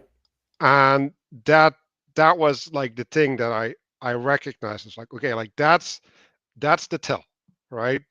If you're taken away from your purpose, then they're doing something wrong, right? And then as modern people, we we don't live in purposes much because like we travel or whatever, and then we're distracted by listening to a podcast or whatever, and it's like what is our purpose at that moment, all right? So Well, that's the problem, Manuel, is that a bunch of people don't have a purpose. They're wandering around, particularly the internet, although not only the internet, and then they get captured by charlatans. And then people identify that as a potential cult, which it will definitely form a cult for sure, especially if there's no leadership or not strong enough leadership. Leaderless groups get run by psychopaths, as is well-known scientific finding, actually studied. And yeah, the problem is like that third case. There's a lot of people that don't think in purpose and don't have a purpose or think they don't have a purpose. And yeah, they get captured by these little groups that build little cults. And it's really not deliberate necessarily, but it happens. It happens like I've seen it for decades on the internet. It happens all the time on the internet, actually. Yeah, I'm going to take my notes because I made a lot of notes today. But yeah, so I was thinking about the pronoun thing, right? Like that's one of the insidious ones. Is like if you're first confronted with that, like you don't know the significance, of Oh yeah. what is happening, right? And like this was some of the things that Peterson pointed out, right? It's like, oh yeah, no, this is really important stuff. And so what happens is if you accept that just for convenience sake, right? Which is what a lot of people do, right? They're just like, oh, I Right. don't want to offend this person. And No, no then you're conflict. in it, right? Like Yep. now you've adopted it. Like Peterson also says, don't identify with your disease, because Yeah. then you can disambiguate between them anymore. And I think Right. that's what happened to a lot of people, right? They started adopting this frame, right? This was there a noun that you were using for charlatans? Is like, is it a con, or are we going to use Yeah, enchantment? a con is a good one. Yeah. Yeah. So you're being conned, right? And now you're like you have like what is it called? The sunken cost problem. Yep. and Yep. so because you have to recognize that you're a fool, right? Like you have a mess that you need to clean up, right? Like all of these things, you can't really step out of it. And so now you need to respond, because I'm going to read my notes. Yeah, that's fine. Yeah, no, it's a good set of observations. I mean, the pronoun thing is so pernicious because people don't realize all the things that are going on, because there's a lot of things going on. And then if you pick up on one of them and other people didn't pick up on that one, you seem prescient or genius or whatever, right? So you could say, oh, you're actually telling somebody that they have the power to manipulate the speech of some other person, even when they're not there. And that would be, words are magic, and you can control that magic, and you're the one that controls the magic when the magic is about you. And it's like, what? None of that is true. But and then Peterson picks up on, but you're actually controlling people's thought, because speech and thought are related. They're not the same thing. Unfortunately, everybody gets that wrong. That's a different problem. So it's like, wait a minute. Like, oh, Peterson seems like a genius all of a sudden. He's like, yeah, this is a free speech issue. No one thought of it as free speech issue until he brought it up. Like, oh, wow, right? So, you get caught up in these things. And of course, that there was no charlatanism there, but you can see that path unfold where the people were fooled by the charlatans who said, no, you have to call me by this name. I'm like, oh, I do, huh? Let me show you what I have to do. I have to punch people like you in the face. Are you sure you want me to call you by that name? Let's try again. And look, I did that. It works. I don't know what else to tell you. Those people are weak, and they're wimpy, and they're afraid. And if you threaten them, they'll go away. And I have no problem threatening people, because it's not a threat. Like, I'll do it. Like, it's like, threats are things you don't follow through on. If you follow through, it's called a warning. Warning. If you piss me off, I'll punch you in the nose, and you'll go to the hospital. It's up to you, dude. Go ahead. Right? This isn't hard. Yeah. So the thing that I was intrigued by, and like going back to our practices thing, is like, what does it mean to recognize that you're falling under a spell? Because there's going to be some changes in like the way that you're being, right? Right. And like I told you, you need like an extraordinary amount of clarity, right, in order to actually identify that the spell is being cast upon you. But then there's also something else, right? Like you need to, like we were talking about, following a purpose, right? Like you also need to have a steadfastness that you can keep bulldozering, and you don't get caught in the spell. And I actually have pronounced science as the secular version of resisting spells or enchantments, because Yep. I think religion and being in truth is the protection against spells, right? Against false gods. But if you're a secular person, you don't have that protection, but you still need to be protected. So that's Right. why people Right. like attach to science. Well, and that's that brings up Ixnon here. Self-identification is impossible. That's correct, right? You can't tell other people how to identify you. Yeah, because you can't see yourself clearly. That's why mirrors exist. And then they don't solve the problem because you can't see all of yourself at the same time. And so you could say, oh, there's the equivalent of mirrors and blah, blah, whatever. It's all nonsense. You can't see yourself clearly. So you can't self-identify. That's just dumb. And like the word self is a tell. Like, yeah. And that's the problem. Like that's an enchantment. That's a type of enchantment. And that's the charlatans will use that. They'll say, oh, do you feel like, you don't belong? It's like, what do you mean me? Do you mean, do you ever feel like you're such a jerk that you won't just get along with people? Because that's saying the same thing. Right. I don't belong. Oh, you're a jerk, so you won't get along with people. That's nice. Maybe you could stop being a jerk. I don't know. So actually, I had an insight about belonging as well, and I think it connects to this. So, um, when you run into a problem, to a non-problem problem, there's two responses, right? Like one is you run away, right? And the other one is you run into an embrace, like the embrace of your home, right? The embrace of safety. Yeah. And this is how you can identify, right? If you run away, that means that you don't have a place of safety, a place of grounding, right? Right. You're not grounded. And so like that's a really good tell. But also when we're talking about enchantments or spells being cast upon us, or I don't even know the word I used earlier. If you have this place to return to, right, where you can come to your senses, right, you can reconnect to the things that you're familiar with. They're trusted, right? They're faithful. Then that allows you to start uncoupling from the binding that you've made to the spell, right? And then you can dispel it. But if you don't have that, right?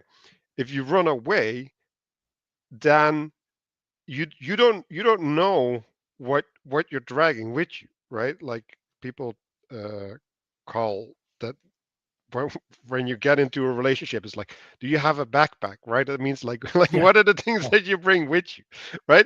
And it's like you don't know what you're carrying in your backpack, like because if you keep running forward or failing forward, right? If you don't have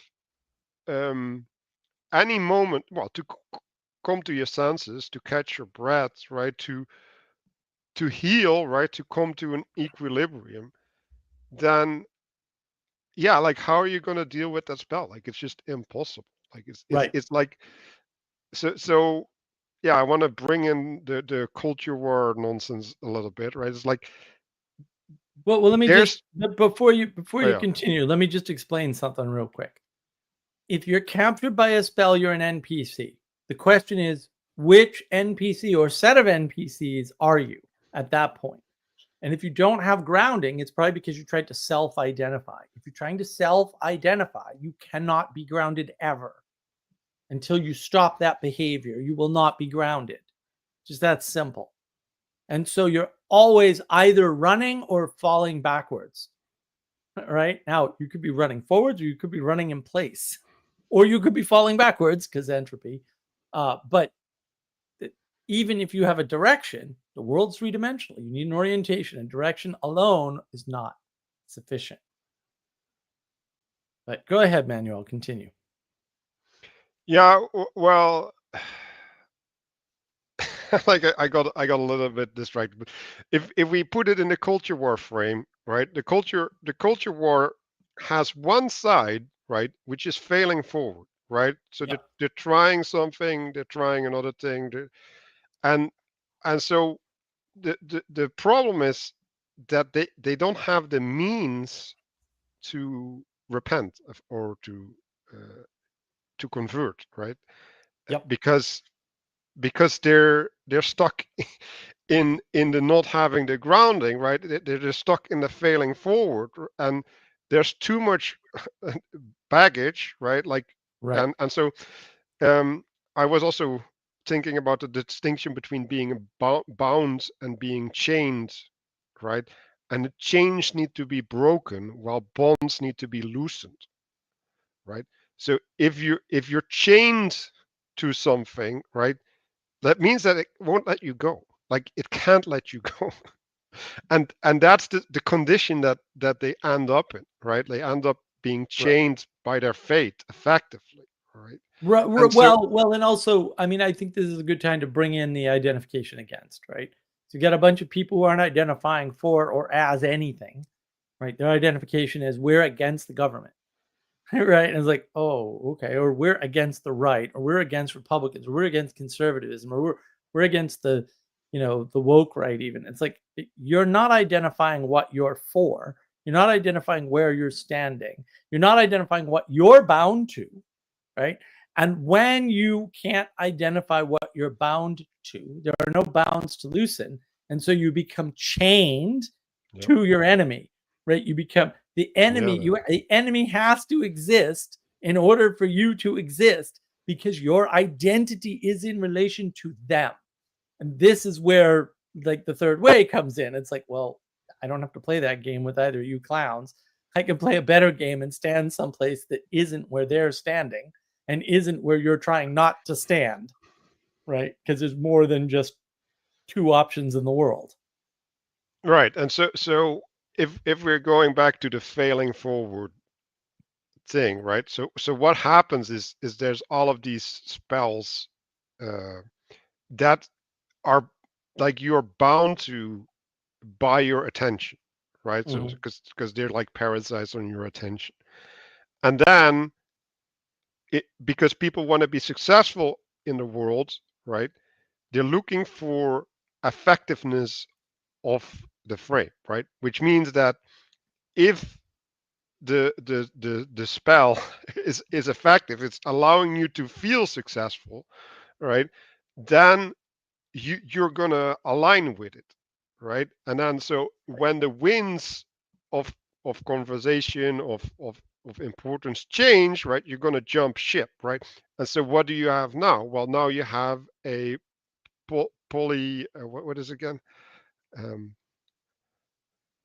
Polygods, what is it? Polytheism. There we go. So you end up with polytheism, right? Like you have all of these gods, they're competing in a war for your attention, right? And then in the collective, right, these gods also have wars, right? Because the attention is fat, and the more importantly, right, the efficiency or the importance is fat by the collective. Right. Um, Yeah. Well, again, they get time, energy, and attention, right? Because this is what when you don't have a good definition of power, you can't understand the world because power is directed time, energy, and attention. And so that's sure they want power. I agree. The postmoderns want power, and they unconsciously know what it is and consciously lie or don't know what it is. I don't know which. I don't care. They're evil, so that's all I need to know. um, and I wanted to introduce another idea because I had some amazing words. So one of them is approach, right? Which is like Mhm. the inverse of orientation, right? Because it's not from you, but it's from your target, reason from your target, and so you're taking the angle that is more and the stance also, right? That is most efficient in attaining your target, right? Um, Well, and so hopefully hmm? you're taking an approach. You hopefully it's the Well, most efficient. that's your purpose, right? Your purpose Oh, is hopefully. eh, um, but that's a different way of thinking than orientation, right? Because orientation is towards the future, towards, well, it's in the being mode, right? It's like I have to become a person, right? Like I have to, but in the having mode, right? You approach a goal, right? Something that is concrete, right? Something that you can envision, that is real in a way, and that has a different dynamic. So and Yeah, the change in perspective causes a different dynamic for sure. Yeah. and that change also, I think, helps against charlatans. Yeah, probably. Yeah, that makes sense. I can buy into that. Yeah, you definitely the problem is that people often believe they can adopt multiple perspectives, which is a lie. And then they only actually have their own, and they can't actually do any other perspective. That's most people.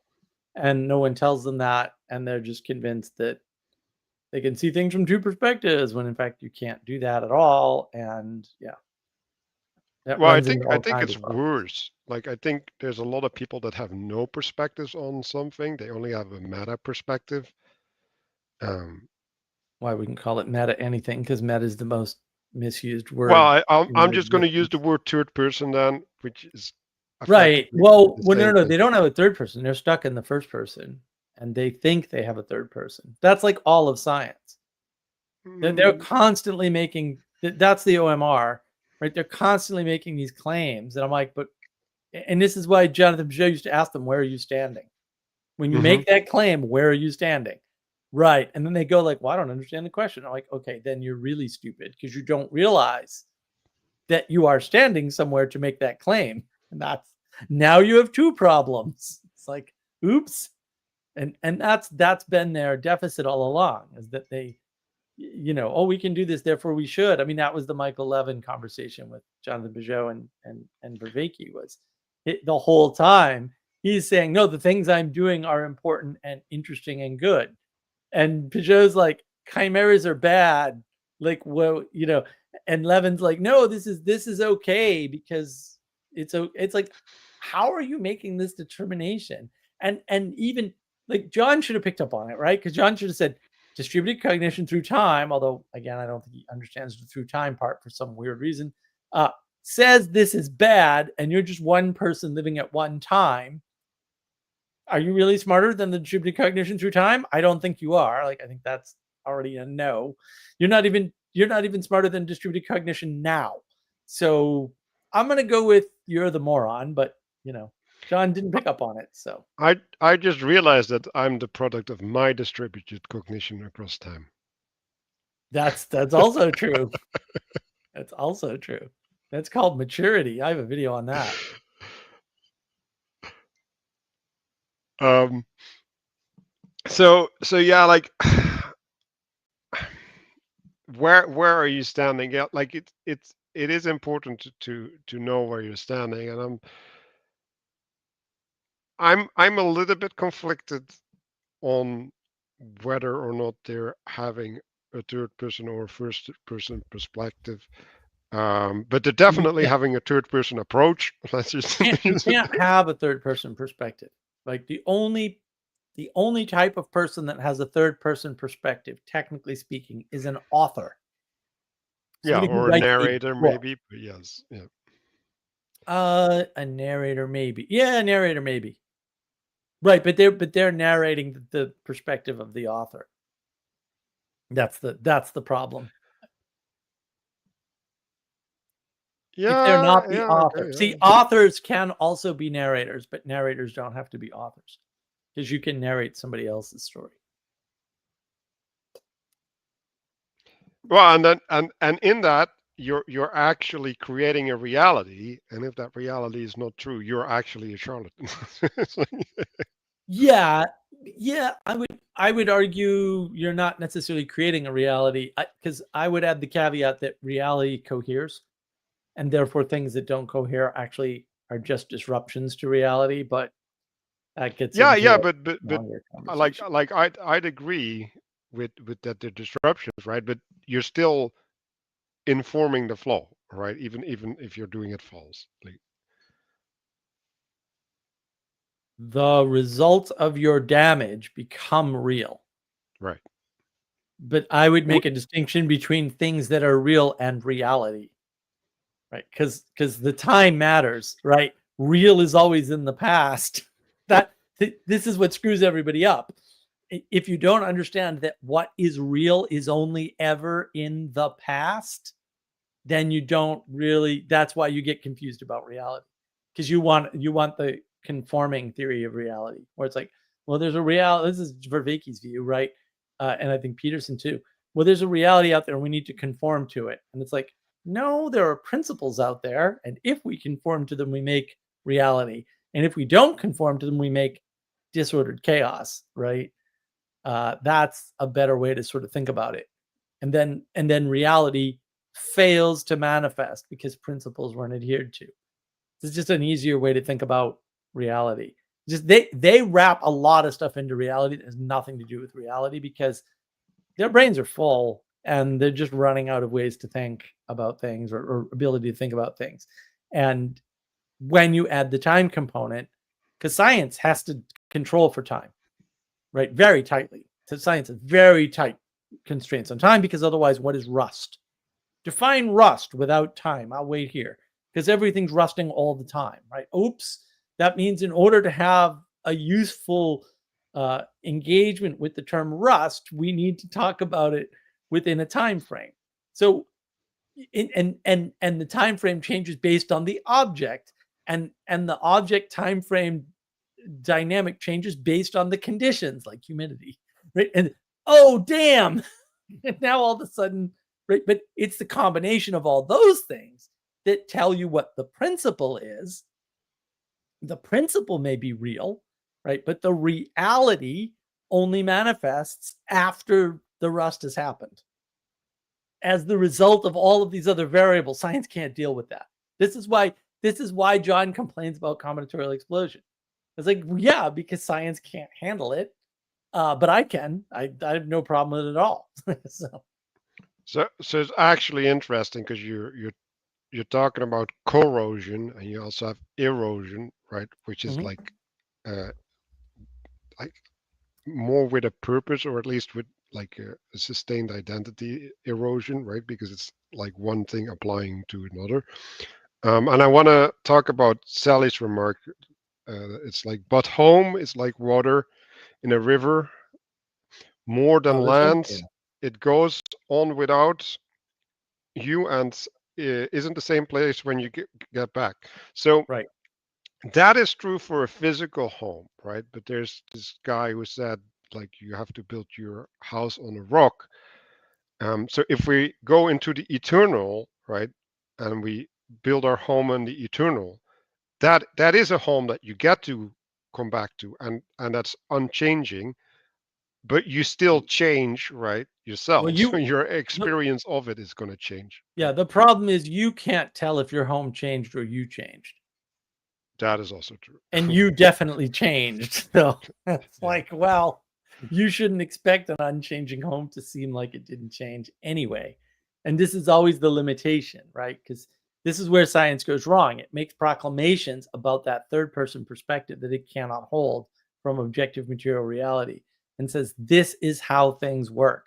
And it's like, yeah, but this isn't how things work at all. Aaron O'Day, welcome.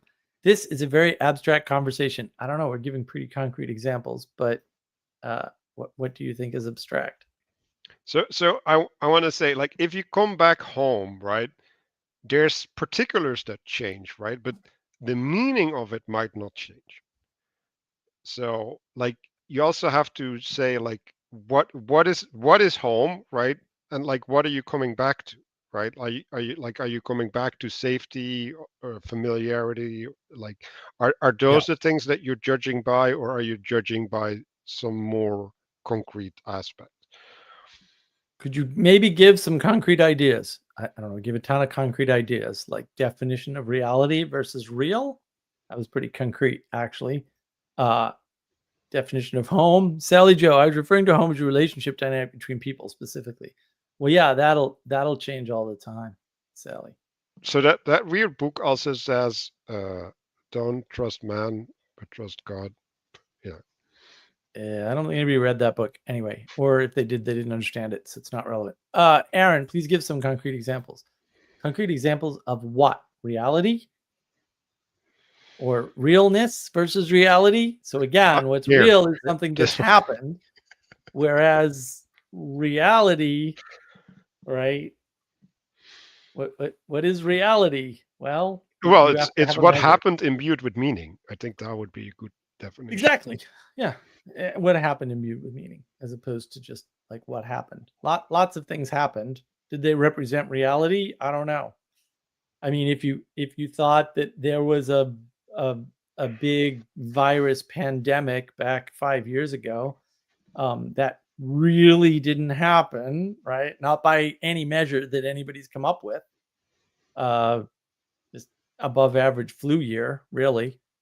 Right. And so what is the reality of such a thing? Well, you can take a third person perspective, which will be wrong, and say, on both sides, you can say, oh no, it definitely happened because people acted as if it happened, and that had a real impact on people's lives. And it's like, okay, but was it true and real in the way that matters? No, it was a complete fiction, right? And like, oh, okay, well, what is reality? Well, that's a good question in that case. And I also have the problem of one death is a tragedy and a million deaths is a statistic. So Exactly. Well, because our perspectives are super, super, super so what is the duper limited. reality of a statistic? Like, I don't know. Right. Right. There's no reality in statistics. Sally Joe, people are always in seasons and developing. Right. That's true. They always move. The development continues without you as yours without them. It can if you become disconnected. That's certainly true. Hoover Dam is the concrete example. Well, that's true. I like the Hoover Dam. Is quite nice.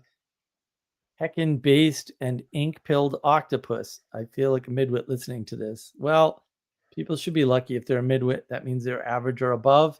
And by definition, most people are not. So I don't know. And you're welcome to your daily dose of humility. So like, Yeah, I know. Why is this a problem?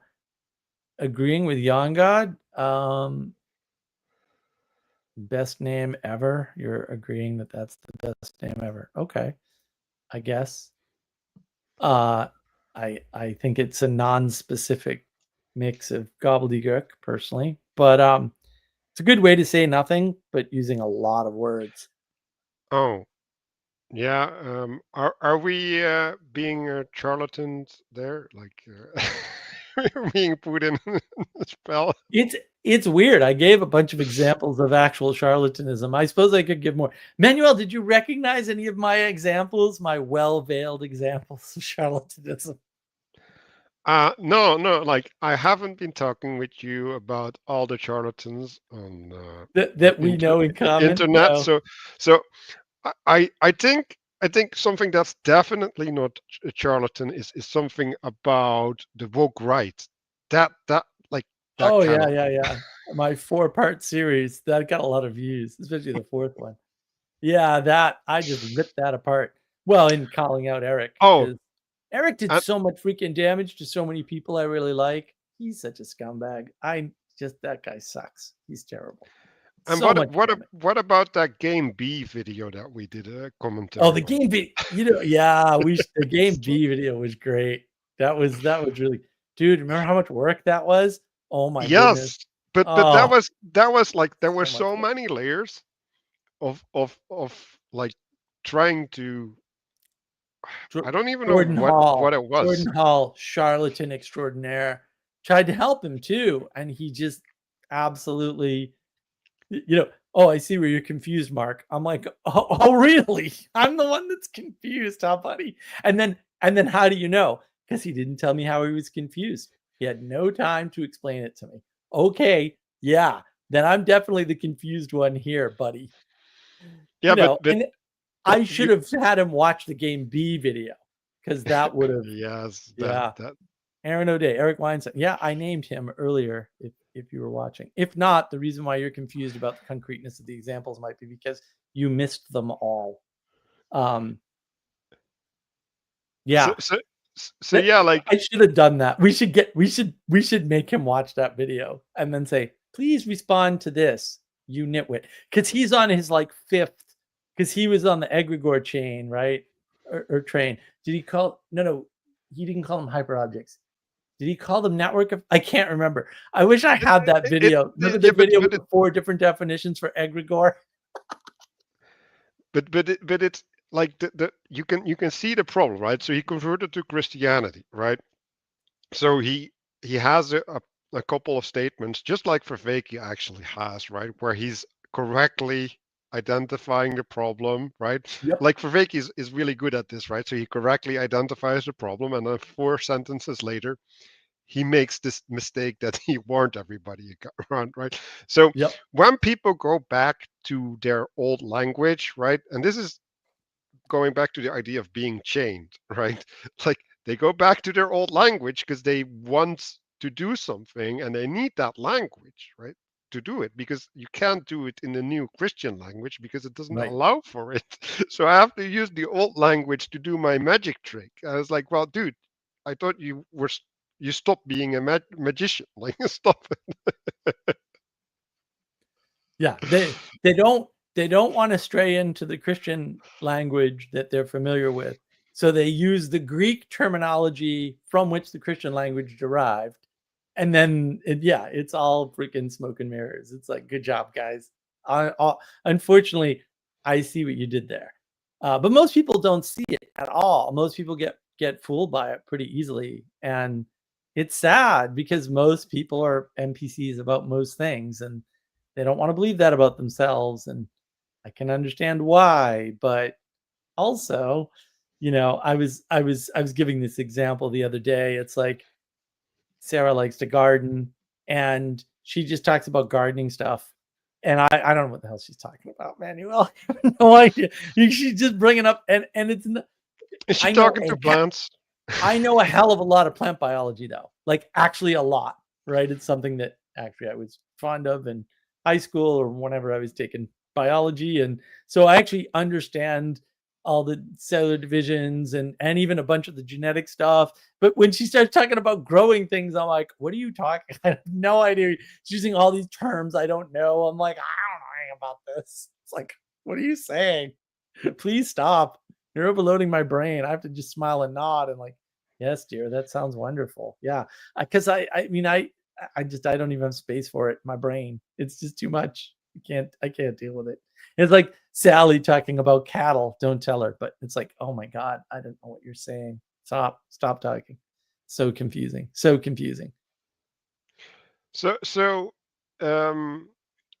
Yeah, I want to go back to my experience in church, right? So one of the ideas is like, how do you read the Bible, right? And it's like, you have to overlay it on reality right now. Like, that's the way that you get to the Bible, right. to because if you don't overlay it, right? Like, same with the plants, right? Like, if you don't have the experience that to match the words on and all, like, it's just gibberish. Like you can't understand it because like the things that you used to pin your understanding on, they can't hold the ideas, right? So you're gonna make like a crooked analogy, and then if you have 4 building blocks, like they're gonna fall over, right? And like the problem is that like most people, they have 4 building blocks and they forgot the first one when they're at at the fort, right? So they just have a tower of 3 that never topples. Right. And they don't even see their own contradictions. Yeah. And then when you point them out, like I did with Jordan Hall, I see why you're confused. And I'm like, I'm not the one that's confused. But sure, okay. It wasn't that hard, right? It wasn't that hard at all. He could see what I was doing and he didn't like it because his stuff wouldn't stand up to my scrutiny at all. And I was always, nice about it, but now it's like, well, if you're going to be a jerk to me, then that's fine. Also, sensei say no mercy. So good luck. So I do want to respond to the accusation of abstraction, right? Because like why do you experience what we're talking about as abstract, right? Because you can't overlay it on reality. You can't relate. Yeah, well, I wanna relate that to books in general, right? Like, so good texts versus bad texts. Nassim Taleb, read all his books; they're excellent. Talks about the Lindy effect, and if something's lasted 20 years, the odds it'll last 40 years are very, very high. But if it hasn't lasted 20 years, the odds it'll last 40 years are practically nil, right? And that's right. This is a function It's of actually time, the same with people, right? If they go through the that's early right. stages. That's right. Well, and people get fooled by that, right? And that's why when certain people say things like, "Well, we've got a high churn," I'm like, that is a bad sign. That is not a good sign. That is a very bad sign for whatever's happening, right? And so you run into this situation where it's like, this isn't good. But with a bad book, so, for example, you could take a book like Ender's Game. Ender's Game is an excellent book. Orson Scott Card is a genius. I love his writing. It's not all excellent, but the first two books in the Ender series are excellent. Ender's Game and Speaker for the Dead. Speaker for the Dead is phenomenal for completely different reasons. Ender's Game, I don't think it is anymore, but it used to be taught in the military academies because that's how good a book it is. Because it's not a strategy book necessarily, although there's a lot of good strategy in it. It is a moral book, right? It's an ethical text. So if you overlay that, the problem is that book's not going to last, for 100 years because it's so specific to this time and place in which it was written. It doesn't have enough abstraction. And yes, you can get too abstract. This is the case with Jordan Hall. When Jordan Hall and John Vervaeke talk, they get way too abstract way too quickly, right? And that is a When function you of use the them. word love, for example, like I hate that when people do that. Like, Right. Well, they get too abstract, and with love, there's an equivocation, which is funny that John's now using that word again. I'm like, John, you started in Awakening from the Meaning Crisis saying that was like the worst equivocated word of all time, and now you're using it again. Like, maybe don't do that. I don't know. But yeah, you run into these situations where the real problem at the end of the day is you can't tell what's too abstract and what's not abstract because you can't do the poetic way of informing the world, which I have a video on, actually two, I have a live stream too, about what that looks like. And of course we stole all that from John and improved upon it because his system is incorrect. So we fixed that. And yeah, if you don't know about that, it's like a big problem. I do want to address. Hello, Denise. Yes, you missed everything good, but you can go back and watch it again. Aaron, I've actually read Black Swan and Anti-Fragile. Oh yeah, well you should read the others too. Skin in the Game is quite good, and I'm actually rather fond of the one that came before all of that, Fooled by Randomness, because that's the one that should give you some humility. Like if you read Fooled by Randomness and you don't get any humility, then there's no help for you in this world. You'll be fine. That's a big problem. It's a big problem. I think when you have this confusion about who's giving you abstractions and who's giving you something concrete, that's when you run into trouble. And I think that's one of those things that Vervaeke is trying to solve when he talks about relevance realization, for sure. But I don't think he conceives of any of this way because he doesn't talk about abstraction as such that I recall. So I actually had an insight about understanding, right? Because in order to understand, you have to stand under. Yeah, exactly. And so if you're trying to understand but you're refusing to stand under, are things going to sound abstract? Yeah.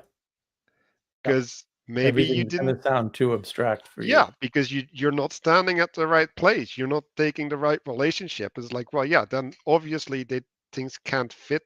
They can't map. They can't map. Right. And you have to know what to, we'll say, acquiesce to or submit to, and what to reject. And that's why that was the theme of the monologue, was how do I identify charlatans? And I gave you some pretty concrete tells. If somebody starts saying things like really real, where they're using the word, they're taking the same root word and just modifying it and referencing the root word again, that's a problem. Like, they're not saying anything. There might be words coming out. You might be able to insert sense making into that, but they're not giving you that. You're doing that to yourself. That's, they're opening the door for you to self enchant. When you stand under, you can see the foundation. Yeah, exactly. You Well, can see if there are cracks in it. Yep, that is also technically true. well, it is possible. Like, I don't know if it actually is necessary that that happens, because No, and you shouldn't care, right? Unless it's actually dire. But the odds that you know that are zero. This is why distributed cognition is important. Like, you need other people. You need but other people to be sane. You just need other people for a bunch of things. but this goes back to something I've been wrestling with. Is like, how do you listen? Like, what does it even mean to listen? Like, what Right. is that? Right. Right? Well, everybody talks about no one listens, right? And Mhm. then they don't understand that narcissism and lack of humility. If you don't have humility, you can't listen. Like, there's no procedure I can give you to listen if you don't have humility. It's never going to work. But like, how does a charlatan work? Well, he gets you to listen, right? In a manner. So Yeah, well, he enchants you with something. Whether you're listening or not, it's not relevant. Like this is sort of the case in the well, monologue, but right? if you're an artist, you're just gonna like Yeah, but maybe not in the direction the charlatan wants, because the charlatan doesn't care. They're just stealing what little attention they can get. well, yeah, And that explains the difference between someone like Vervaeke and Peterson, because Peterson has a telos and Vervaeke does not.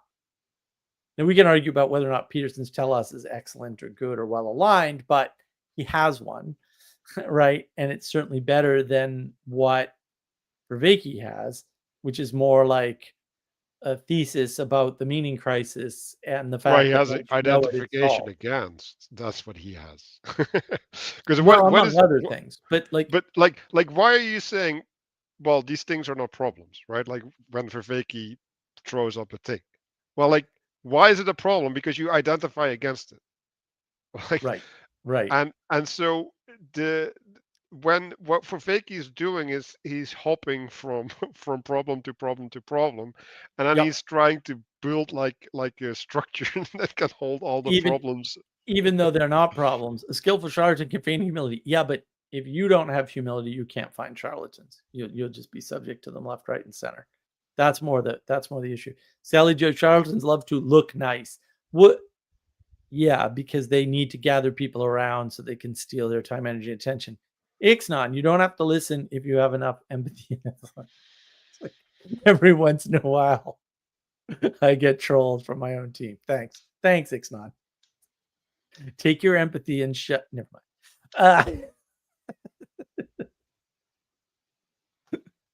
Oh my goodness, how's the game coming, Ixnon? How's that? Tell us that instead of trolling. Empathy. Oh, I hate that word so much, so much. So The worst. a little bit tangential, but I was thinking about all these well these charlatans on X, right? Like Oh like yeah, that's like home of the charlatans, man. I just often, well, once in a while, I like type a response and I'm like halfway and I'm like, why am I doing this? Like, this is not going to do anything. Yeah. And I actually found a solution to this, and I'm going to implement this, right? So I'm just going to write, God have mercy on these people. Yeah, yeah. That's because that's the answer, right? That's the Like answer. Yeah. there's no Yeah. other answer than like asking for mercy. And I think mercy is a really important thing, right? Because, like, why do you extend mercy? Well, you extend mercy when something is unfixable in some sense, right? And it's like, well, like, we still gotta like not kill you. So it's like, I'll extend mercy. That's basically what it is, right? So and I think also, like, if you want to get immune to a charlatan, right, like, mercy is really really a good way to disarm uh them, right? Because, like, what they're doing, as Ali said, that we need to polish all the frames earlier, right? They're imposing a frame, right? And what if you say have mercy, then you're taking back the control, right? Like, you're saying, Right. Right. oh, no, no, the frame is that you need you need mercy. Like whatever you're doing is hopeless, and Right. and therefore I can just discount you. Like that's the consequence. Yeah.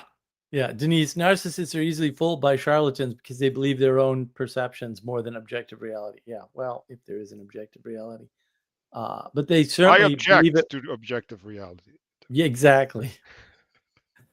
A normie facing a charlatan is better radar than a narc. Well, that's true. Narcissists have no hope. Nick's not. I'm slowly working on the game. Excellent. People should be able to contribute to my Google Doc. I just haven't. I've been sick. I got sick for like 2 days in a row, so I will try. I got new drugs coming to mediate mast cell degranulation, so hopefully that'll work. Sally I Jo don't says know. empathy is primordial. So clearly she's bored and wants me to visit. Unfortunately, if I drive out there right now, I'm going to smack her. Like Sally, you did so good with saying that the Hoover Dam was concrete. Like I really That was appreciate that was a good try. I'm seeing the Hoover Dam. It is in fact concrete. Empathy is a fallacy. It's a new concept. Yeah, well, it's not quite a fallacy, but our definition includes empathy is only possible for a mother with a child to have towards a child under the age of 5. That's as far as I'm willing to go on this concept as such. After that, it's impossible, and if you claim to have empathy for somebody, you're basically being an arrogant narcissist. So you're effectively saying you can have all your feelings and all somebody else's feelings at the same time. And I don't believe you. Does that mean that you can correctly recognize someone's identity and then also adopt it? Yep. Oh. Yeah. That's exactly what it would mean. Yep. Sally, primordial is a ridiculous professorism here. Yes. Well, it's a troll to piss me off because everybody knows that I hate that. CC Mool, I don't know if this is a question that can be answered. How much do most people care about how they themselves feel? Well, depends on how much self-esteem you have. Because if you're estimating yourself, can you care about how you feel, or do you just feel and you need to get over that? No, Mark. No, obviously you can care about how you feel, because if we're doing everything in the meta, that is the obvious answer. Exactly. If we're outside of ourselves, right? Well, that's why the word self is such a freaking ridiculous concept, right? Because they use that as an anchoring point to say, well, you can transcend or you can be outside of it. And I'm like, wait a minute, we can't even define it, and we're already outside of it. How did that work? And people don't notice that. So CC, why don't you like go with what you think utility that might have if you could do it, and then you can formulate a question that maybe we can actually. So Mark, do you remember the book that we used in the meditation, right? So Ben gave Which that one? to everybody. You mean the wisdom? Yeah. So this guy, right? The guy.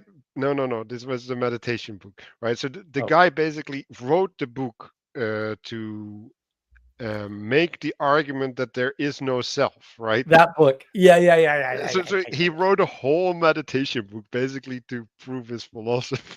that was, I remember that book. But I remembered that book today, man. Like I remembered so many things today, and they're relevant, which is so weird. But so I remembered that book today, and so what he was basically doing, right, is he's giving you a method to dissolve your sense of self. Like literally, right? And so then he says, if you have lived 15 years, because he has lived 15 years while dissolving the sense of self, then you can obviously see that there is no coherent actor in your mind. And it's like, no, dude, like that is the consequence of the way that you're being in the world. Like you're actively deconstructing who you are. Coherent actor, then you couldn't see. But sure, I guess if you ignore the contradiction, it blows my mind and people get away with this garbage. Heckin based and ink pilled octopus. Really, dude? Really? I think people confuse charity for empathy. I think empathy doesn't exist. Or it is evil, one of the two. Denise, yes, that is true. Empathy is part of biological bonding. I don't think so. Modern use of the word is a fallacy. Yes, modern use of the word is a fallacy. Noah, empathy tracks to emotional immaturity. Well, yeah, because you're implying the other person is immature relative to you because you're a narcissistic jerk. If you're claiming empathy, unless it's towards a 5-year-old and you're a mother. Denise, I think people treat feelings as objects they have to manage. Exactly, but feelings are guideposts, best observed and moved on. Well, the question is, and this is why Stoicism is so freaking useful. The question is, how much are you able to regulate not your emotions, because you can't regulate your emotions, but your reactions to your emotions. And now, the caveat is if you regulate your reactions to your emotions become improved in some significant way that I don't care to quantify because I don't think it's necessary. I'm just going to tell you, if you don't let yourself give in to your anger, you will become angry less often. That will happen. And that goes for all your emotions, right? Like if you're prone to falling in love every 10 minutes and you don't act on it, you will fall in love less often. And that might be better for you because really you should only have to do it once or twice, right? Like depending upon what we're talking about here. So yeah, I think that's part of the issue. Denise, but if you look to see the cause of an emotion, you regulate your part in that cause.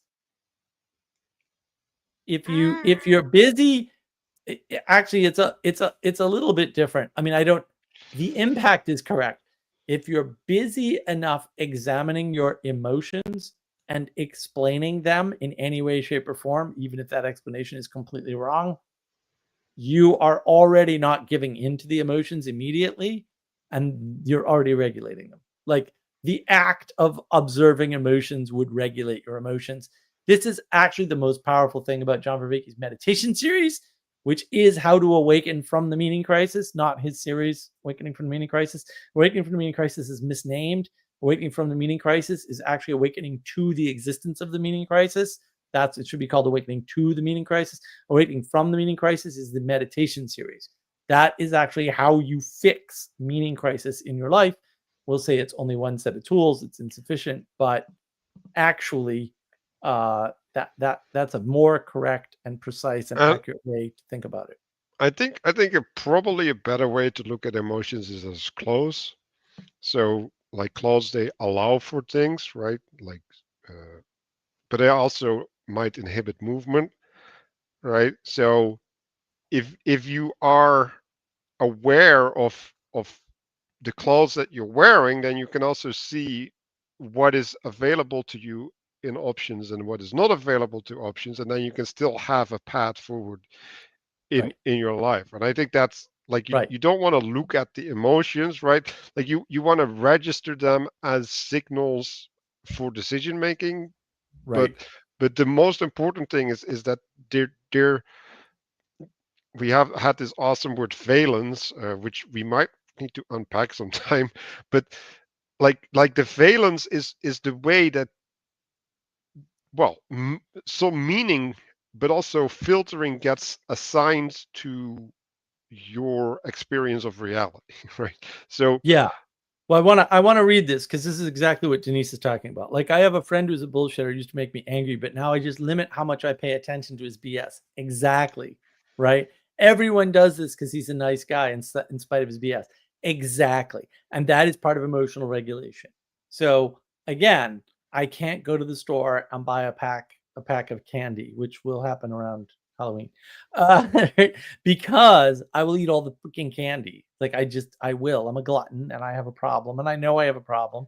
And so my regulation is around limiting my exposure, and that helps the problem, right? And then over the years, this isn't universal because actually for a while I was able to buy, the 6-pack of Snickers bars, and just limit myself to one a day, which is still too many, but whatever. It was good enough. But that wasn't super. I mean, it was very reliable, but like I couldn't do that when I was younger. Like it just took years of not exposing myself to candy bars to get around that. And unfortunately, I'm just a glutton, so it applies to literally everything. It's a problem, right?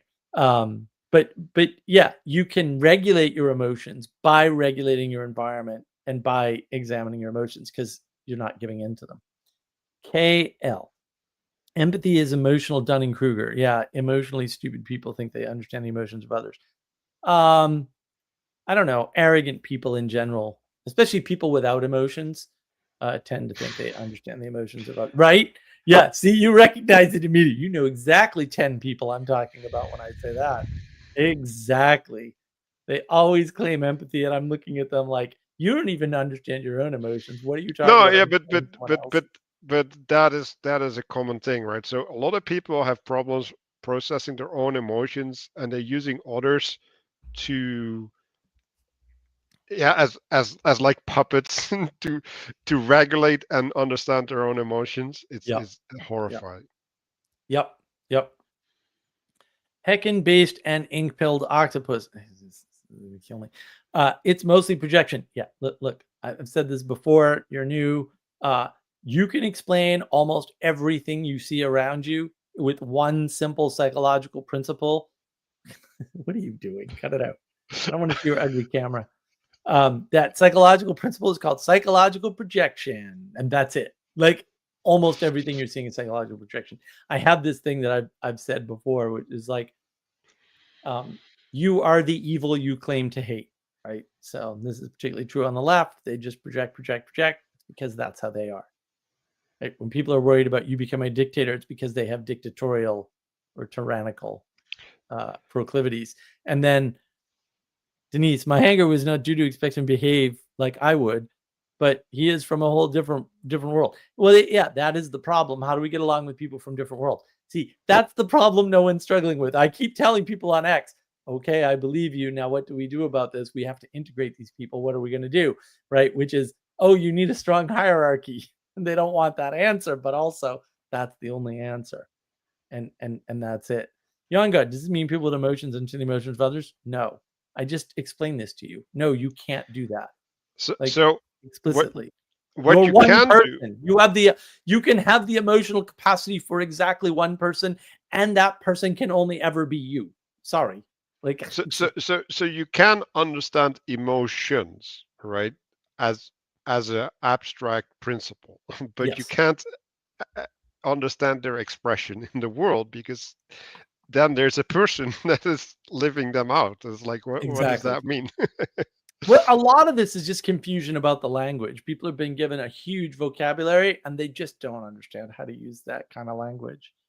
And this is, you can't give people comprehension by giving them more literacy.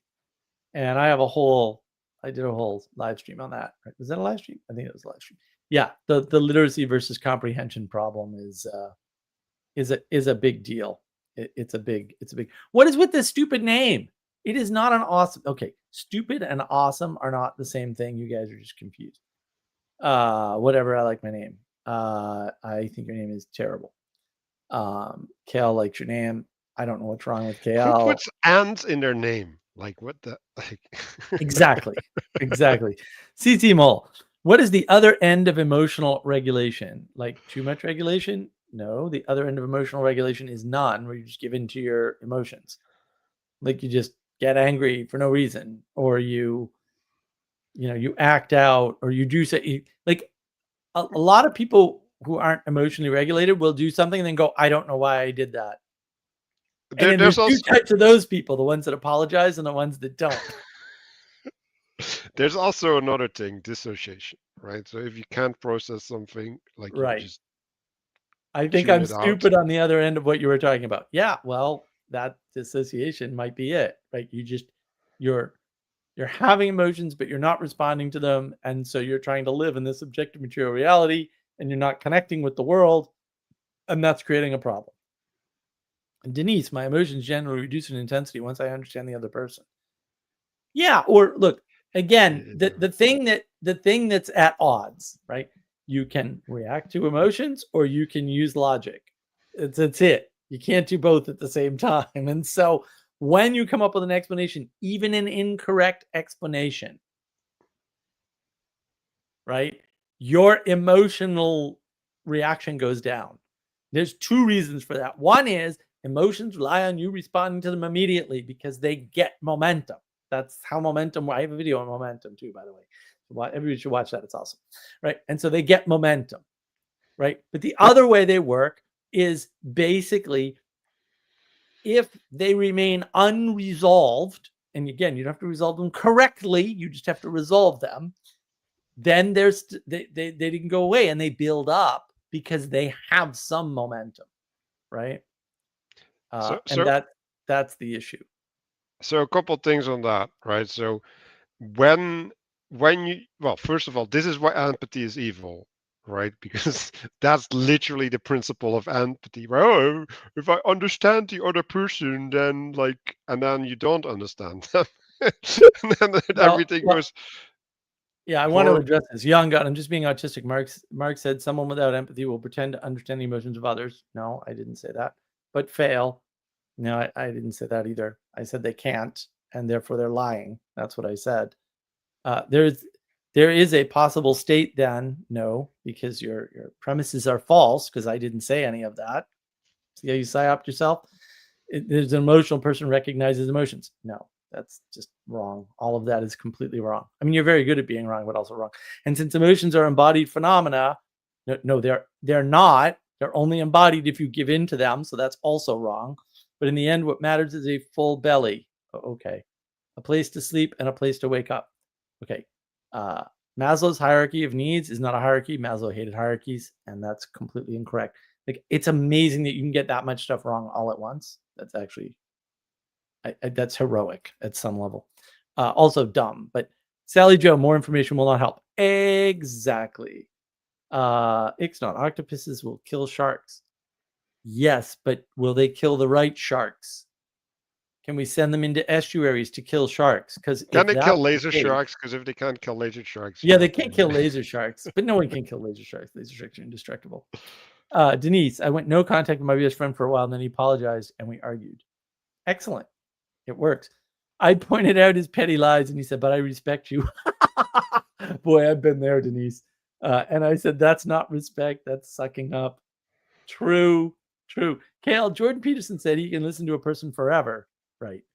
That's how fascinating he finds others. Yep. True, because he's a novelty seeker. To me, that means he denies knowing and instead fully seeks to understand. I don't, what? Like, I'm sorry, but I didn't. Manuel, can you follow this thread? He denies knowing and instead, okay. You can't fully understand. The odds that you can understand another person are exactly zero. Maybe he seeks contrast. Almost everybody I know, rightly or wrongly, so I don't want to get into that argument, believes that knowing is required for understanding. So your comment actually just doesn't make any sense. So first of all, I think listening to people forever, that's just like something that he picked up in his profession. And it's probably to his detriment. Right. Well, and that's curiosity, and curiosity is actually really bad for you. Killed the cat, and like I don't know why we would like attribute something to that curiosity, right? It's like what good does it even do to understand someone? Like that's just feel good stuff, because I think Sally said it. More information will not help.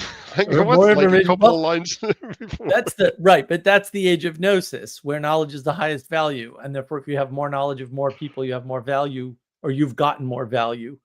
And if you've gotten more value, you're probably more valuable. And it's like, yeah, but none of that's true, because what matters is what you do in the world, not what you know.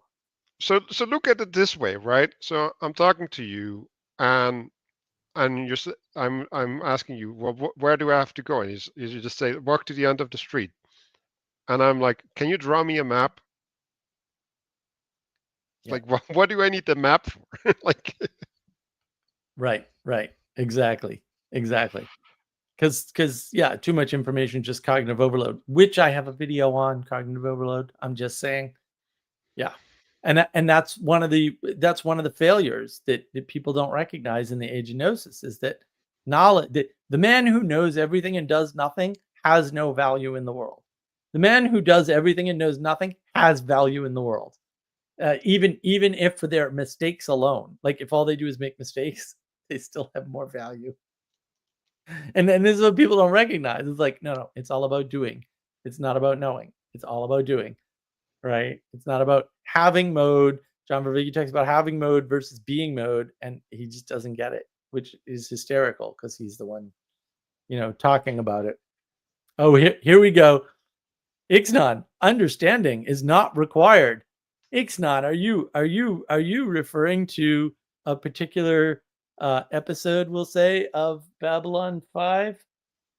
Is that what you're referring to? Like some certain episode? Yeah, where is it? I have it here somewhere. I should find it and play it.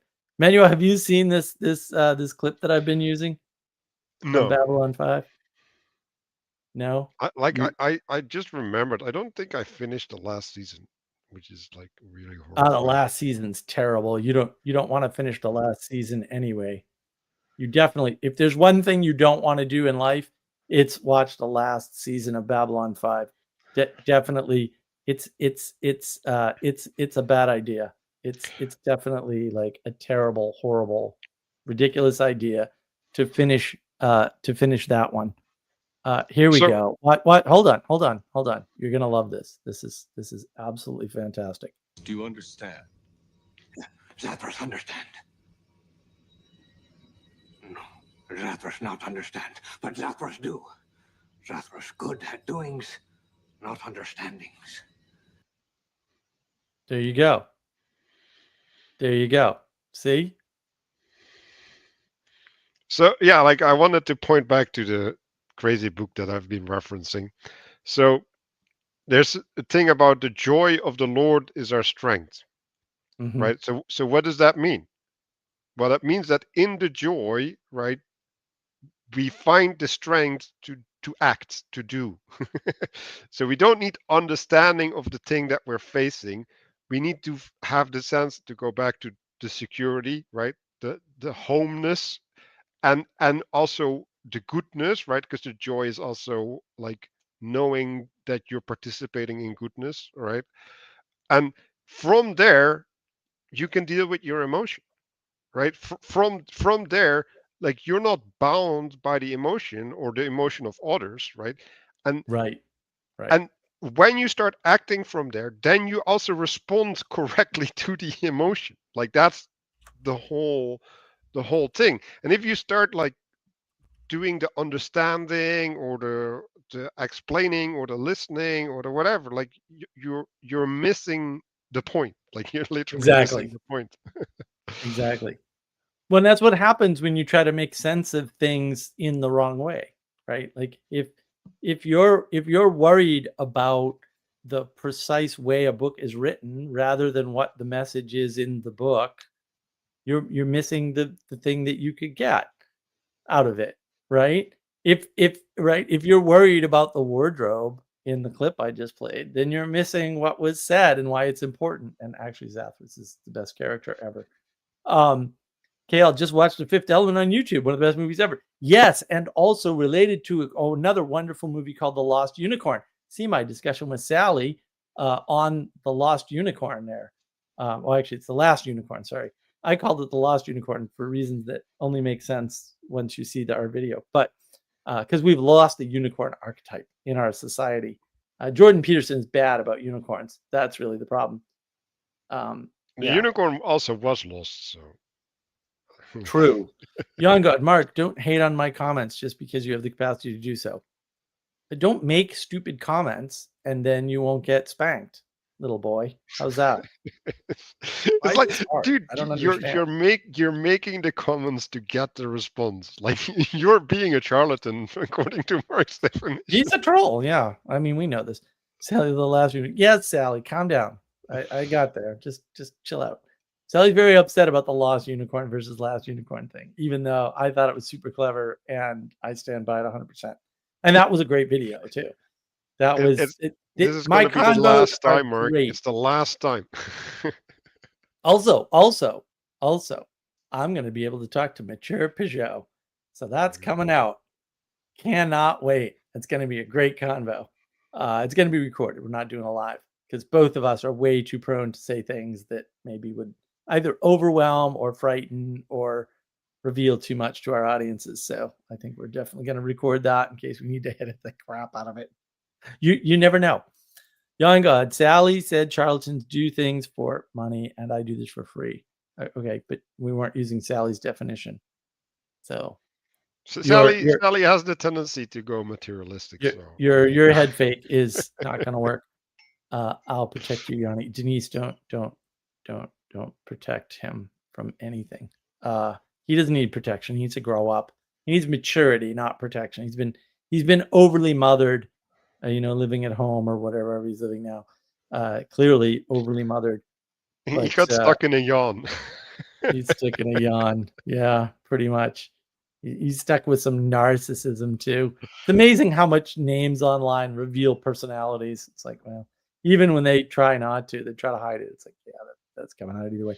Sally Joe is going to be too powerful and the interview will never be released. I don't think that's going to happen. Sally would like to know when the wedding is, Young God. I would also like to know when the wedding is. Noah, make sure to watch The Last Unicorn 2 or read the book. Yeah, I agree. And then the whole thing will make more sense. But yeah, and if you can see patterns, you'll know right away why I called it The Lost Unicorn. But I give it away in the video. That's a good video. The one I just did the other day with Rachel Fulton Brown was excellent. That was an awesome video. I had a great time. And we're going to do more with manners. So Noah is working diligently on that for us. Manners, those are so annoying. Manners are annoying. I agree, they're annoying. This is like the people who. Well, this is what I was saying on the chat with the professor, right? Like, yeah, these people who don't like small talk, they're all terrible people. Like they're every single one of them.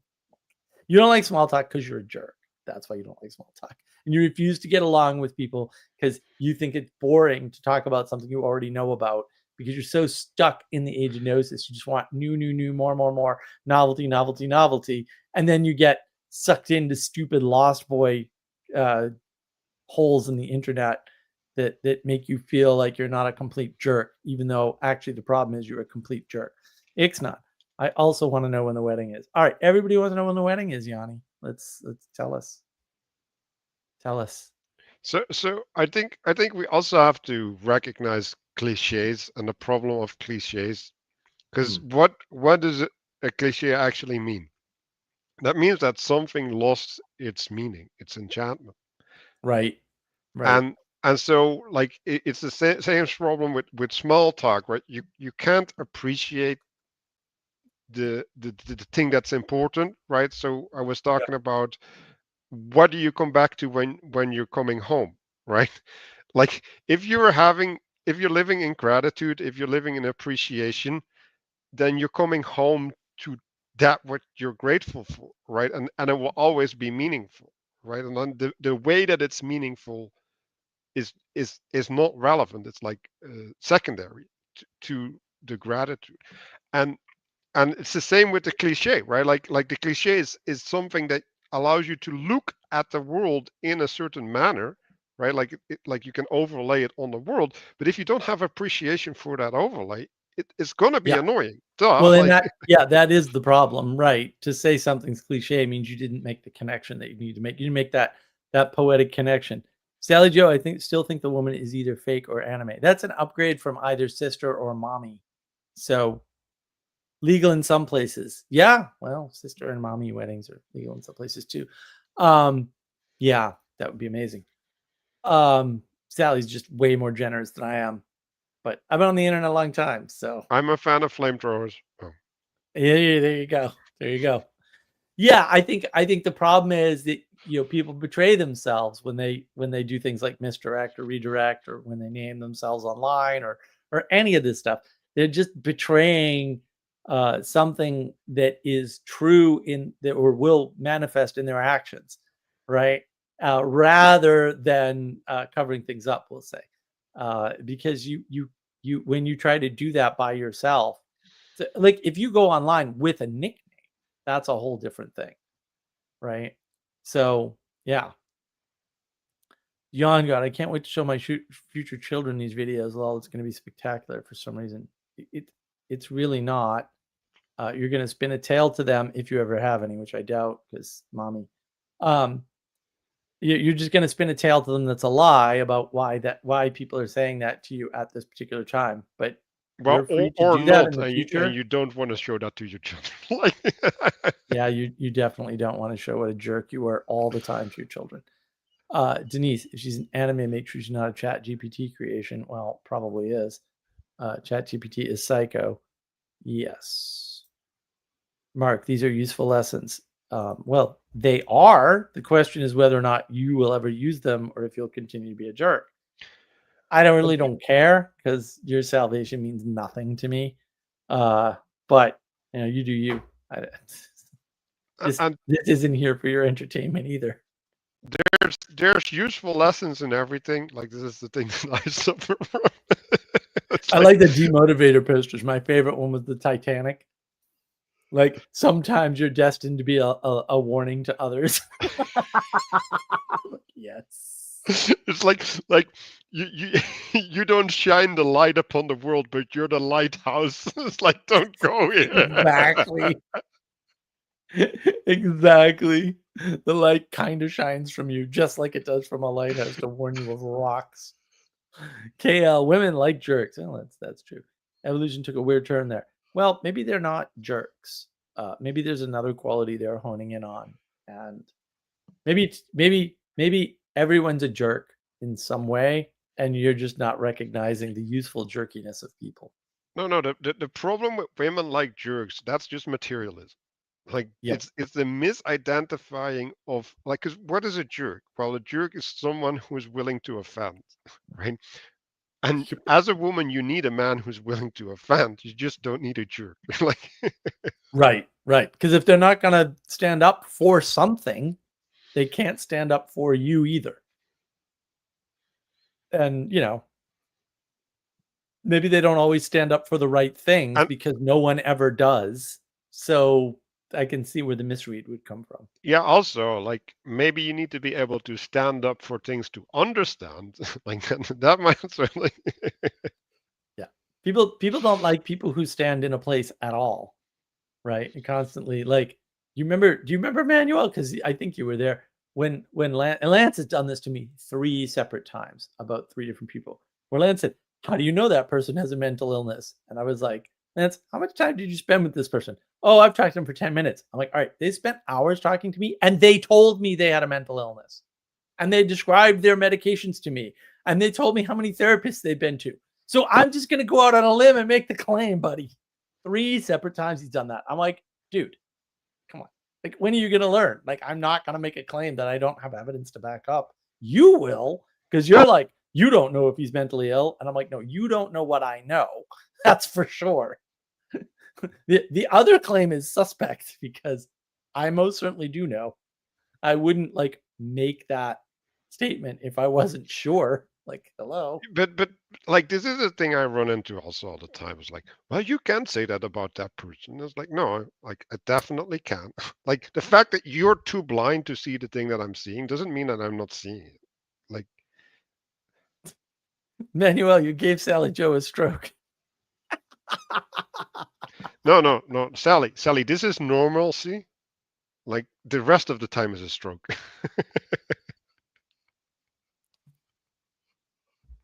Nice. Just turn it around. Gaslighter and turn it around. I like it. That's good.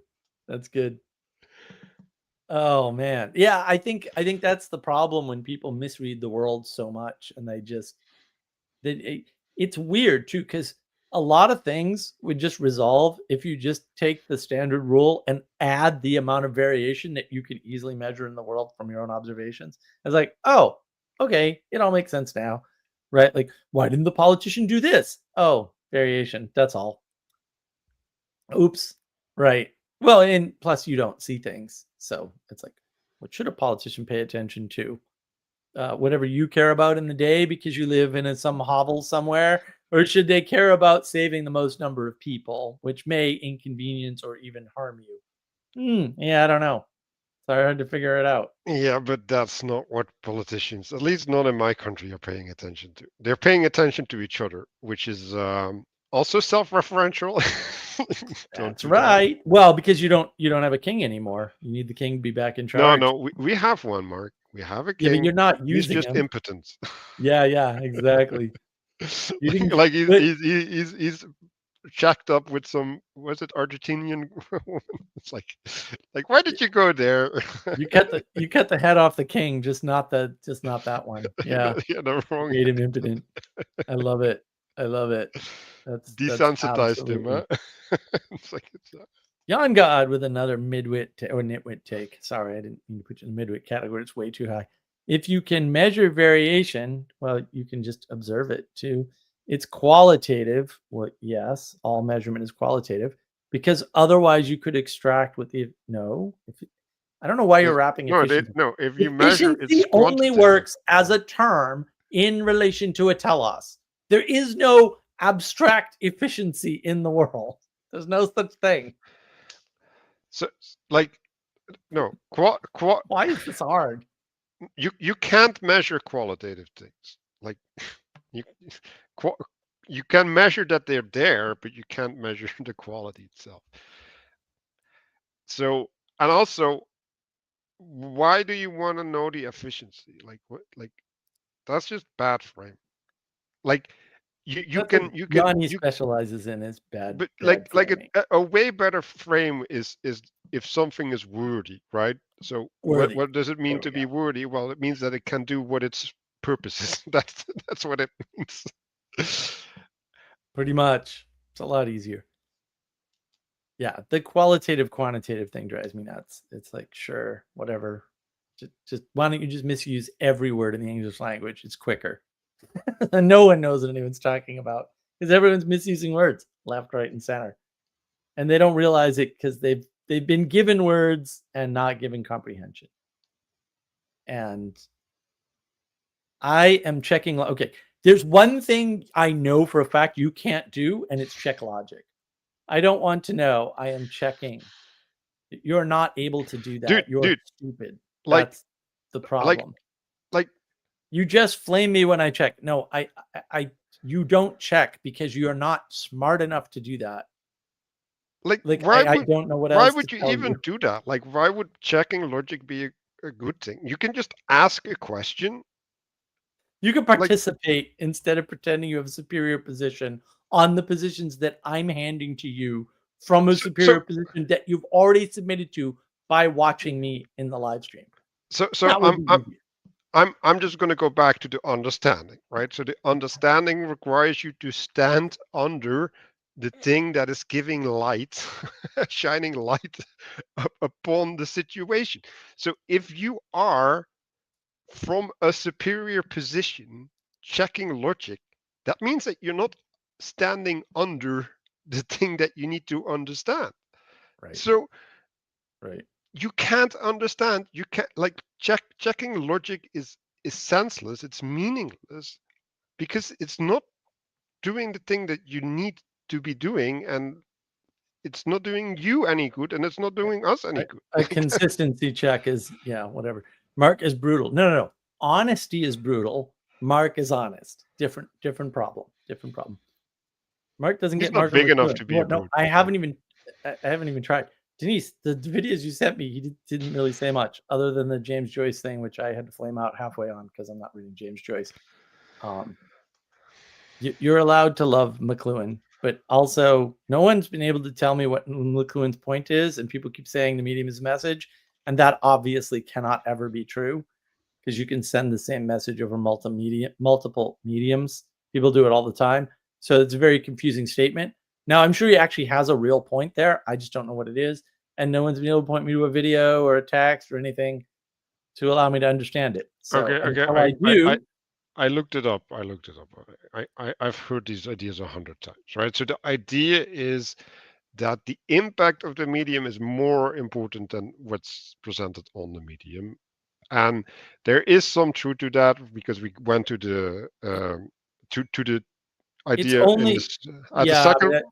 Yeah, but at the start of the World War, like It they had can these be true. treaties. They had the treaties, right? And the treaties, they had their own reality, and that manifested, right? So there's an element Mhm. where, like, you create dynamics on Twitter for you, but Twitter isn't the Right. same, right? Like, it's No, no, not. no, no. It's But Manuel, this actually matters. That's only true when the medium is large, right? In other words, it spreads across a lot of people. So well, in other words, and this is where people get confused. If radio had never caught on or had remained expensive, radio would not have, right, it wouldn't have had that impact, right? But this is confused by the fact that impact doesn't work the same way everywhere. In other words, convincing three kings that something is true is far more impactful on the world, even today, than convincing a million Twitter users, right? Because hierarchy matters and there's different momentums at different parts of the hierarchy. I have a video on all this, by the way, to watch the hierarchy video. And actually, I now I have two because I have the animation. But see, that's the whole thing. Like people don't get that. No, you've already filtered the answer into what you're saying because there's lots of mediums that never caught on, and so they didn't have an impact. And well, yeah, you I'll could you the problem is mediums don't have an impact. They have many impacts, and those impacts often conflict. so the other idea that he has is the global village, right? So the problem with that is, right, like, it's all actually describing the problem of pluralism, right?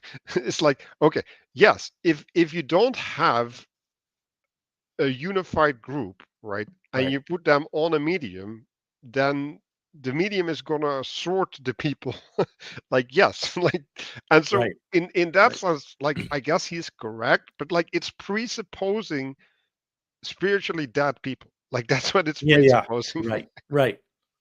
Ixnay, memes are a bad medium. No, well, memes are a bad medium for communication, but memes exist on the medium of the internet. Like without the internet, there's no memes.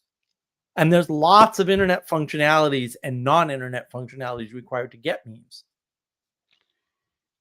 Heckin-based and ink-pilled occupus memes are a bad medium for information. Yep. Memes do not stably, consistently convey information at all. That's the problem with memes. I've said this a billion times before. I hate the American version of The Office. All of your American version of Office memes, I don't understand them. All of them. Because I don't watch that show because it's horribly written and it's terrible. The British version is much funnier, but excuse me, the American version is awful. And so this is like that clown the other day on the Discord server, right?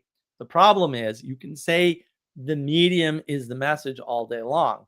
The medium causes more of a change than the message does. That's true, but it doesn't cause a stable and consistent change because a medium can carry multiple messages, and those messages can flat out conflict. So the problem with a widespread medium that goes across a hierarchy is that people hear the same thing, they get a different idea, right? And therefore, the impact of having a mass medium or media, right? Ooh, isn't that interesting, right? Is not as interesting, or I'm sorry, is more interesting than the messages being sent across the medium.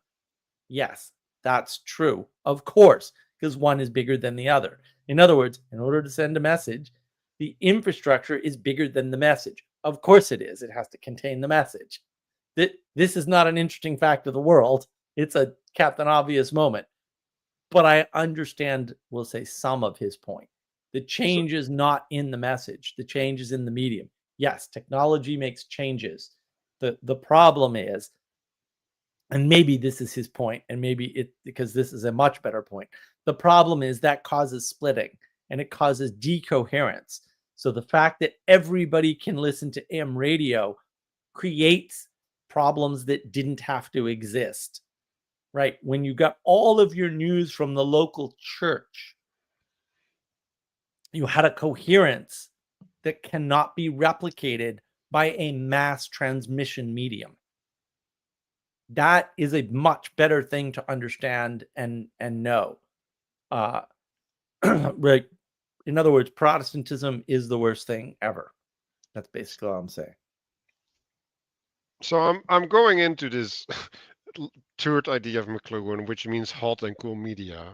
And so the core idea is that media can be categorized as hot or cool based upon the participation and engagement they require from the audience, right?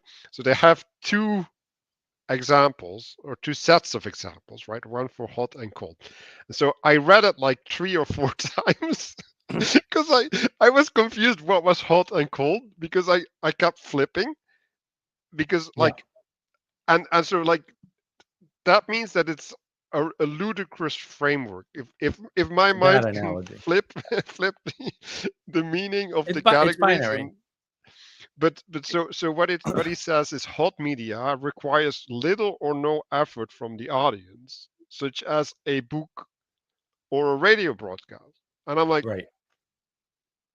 what do you mean it requires little Yeah. effort? Books Like require a lot, actually. and, Yeah. and then it says cool media requires a high level of participation, active engagement, like a television program. Like, how does a television program? Like, have you ever seen an fat American sitting in front of the TV? It's like what? Eating Cheetos. Yeah. Like, No, and then that's a totally social wrong. media conversation. Also, it's like what is doom scrolling? Like, how much participation do you have? Like, Right. Good stuff, Ninja. But there was a whole group around McLuhan which evaporated. That should tell you something about his ideas. And it was the group within which I was a student of one of his friends. His writing is difficult to read, probably because he's confused. Manuel, you're reading medium related to subject. McLuhan was all about medium related to user relationship of viewer, not subject. Here's the problem. You can't talk about that because it's not stable, right? Like, it's not stable. The relationship is not stable. It's not the same. All viewers do not have the same experience. That's the problem with talking about it like that. like just look at Discord, right? So at Discord, you come in, right? Then you familiarize yourself, right? Like you start using voice messages, right? And then you become a mod, or right, or you start organizing things on the server, or you own a server. Like all of these things are on the same medium, the different experiences, and depending on what you're doing, because like I don't know how many different teams servers I've seen, right? Like I've seen nothing of the whole of Right. Discord, right? It's like Right. like there's no lines that you can draw. Like if you're gonna draw lines, like, and this is the thing about philosophers, right? Like they say more about you than about the medium. Right. McLuhan was about our changing relationship to knowledge, data, info. Okay, that's the age of gnosis, Denise, because our changing relation to communication technology. Okay, that's the age of gnosis. Why did we care enough to make radio? Because the age of gnosis was already well underway when people were experimenting with these technologies. Heckin-based and ink-pilled octopus. In my mind, Protestantism is indistinguishable from Talmudic Judaism. It results in endless arguments. Yeah, but they're doing it deliberately, and the Protestants are not. So, in your experience, I can sure, but there's a huge difference there. Also, Jews tend to be Protestant. Like they're also, the Protestants hate the Jews for a reason. So McLuhan's using the terms hot and cool seem counterintuitive. I think, Denise, the real problem is when you take communication out of the church, which again, the Reformation did that, right, with the Gutenberg press. When you take communication out of the bounds of the church and it's not mediated by the church anymore, you get all kinds of strange side effects. And those strange side effects are what pretty much everybody, but also McLuhan, is talking about. So if you want to say something about a medium having an effect on the user, then you'd have to classify users, right? So you'd have to say, well, all these users are basically NPCs with the same class, Right. Yep. And Yep. then if this class encountered this, then they are gonna have a reliable response. It's like, okay, like I guess. Here we go. This is the artist. Getting two people to see one thing is really actually the hardest part of 2D depiction in art. Yep, exactly. You have to draw the eye and you have to make the symbols match in just the right way, just generic enough, but not too, not too generic and not too specific at the same time. And that's one of the one of the problems. In the Spanish Inquisition, the church referred to Protestant heretics as Judaizers. Yeah, well, probably. Also, the Inquisition did nothing wrong, except not going far enough. Different problem.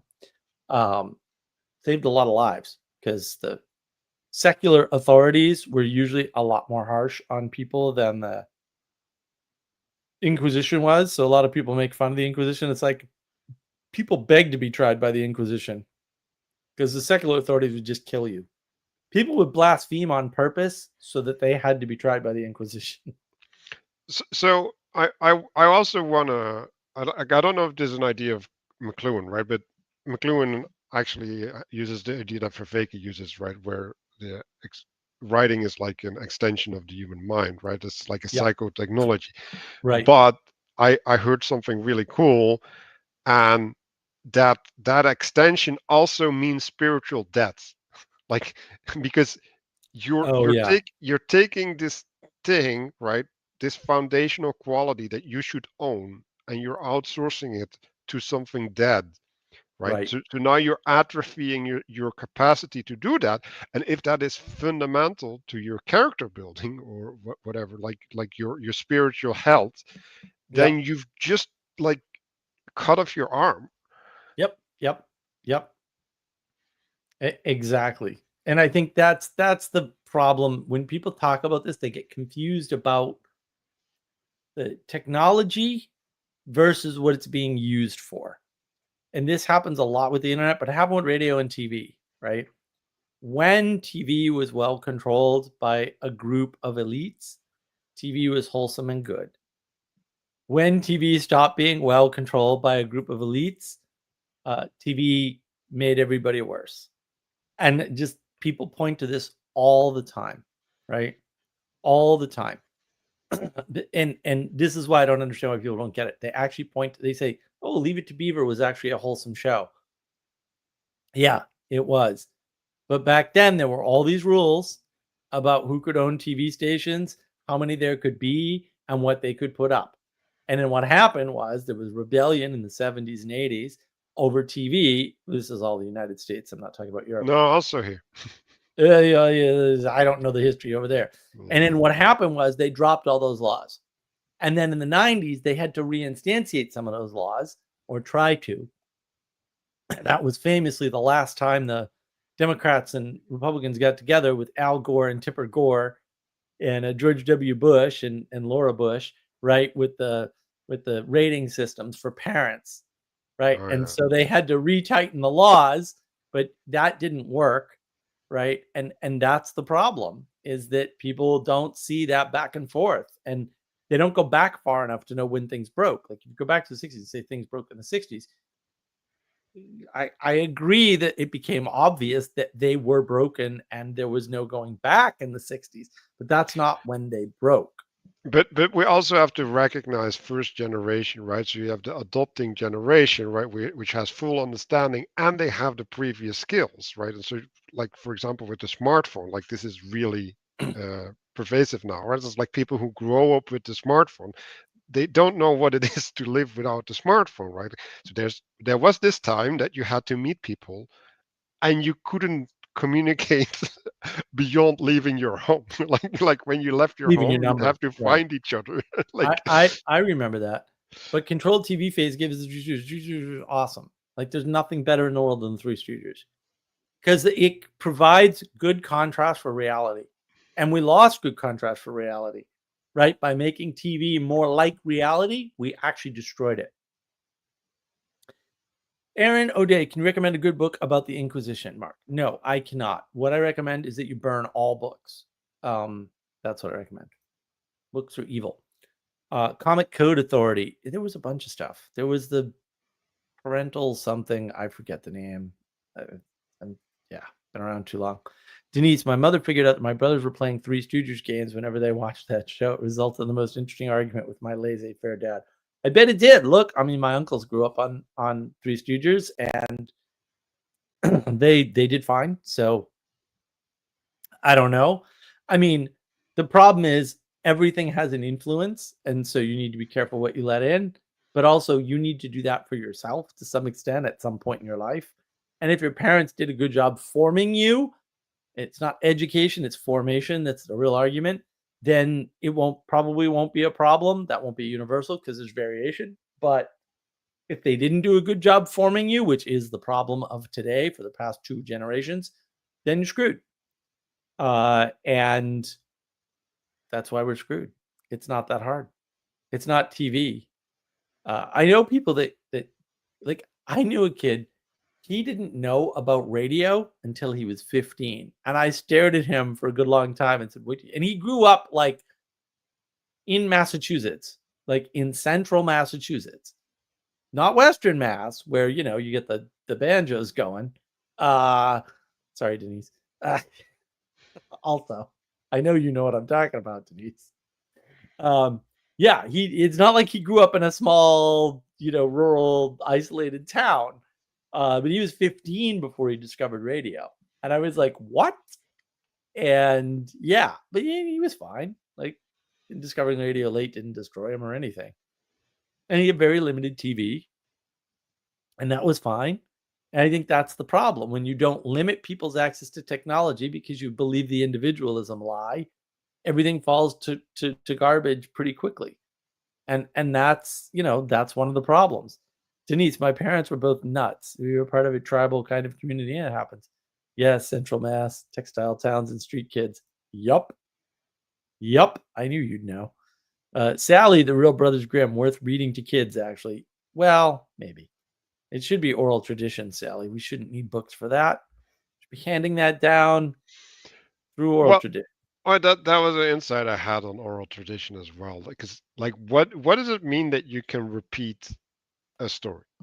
Well, it means that you have the meaning of what you're repeating, right? Because, so if there is an there's an intelligibility, right? That you get connected to, right? Like that you can source from, right? And then you can reproduce the truth that is behind it, and you can make, well, mistakes is not the right word. It's like I had it in church, right?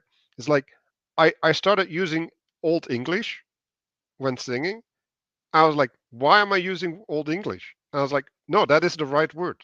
Like, that word needs to be there. Like, there's a reason why that word needs to be there. Like, I don't know. Like, I don't know why It's better. what that reason is. Like, but that is the correct word. I do know that. Yeah, because the pattern has to manifest and play out correctly. And once you figure out the pattern, it's like, oh, this is how this works. Yeah. Right. That's why people complain like pop is the same 4 chords. It's like, well, yeah, but they have a pattern that works. Oh yeah, but the continuation about the oral tradition is like, if you don't know how to communicate it like oral tradition, like, maybe you shouldn't.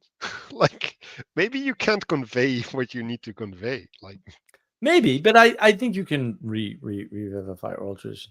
Sally Joe, got to start where I am. Nominal and oral tradition. True. Well, yeah, that's the problem. That's why burning the books is so much funnier than it should be. Because we can't do without the stupid things. So if you think that TV is a problem, wait till you learn about books. Wait till you learn about books. No, that's a cold medium, Mark. Children are, oh my God, don't even start. I can't even with that. That's ridiculous. Children are all right now. No stories is not an option. Yeah.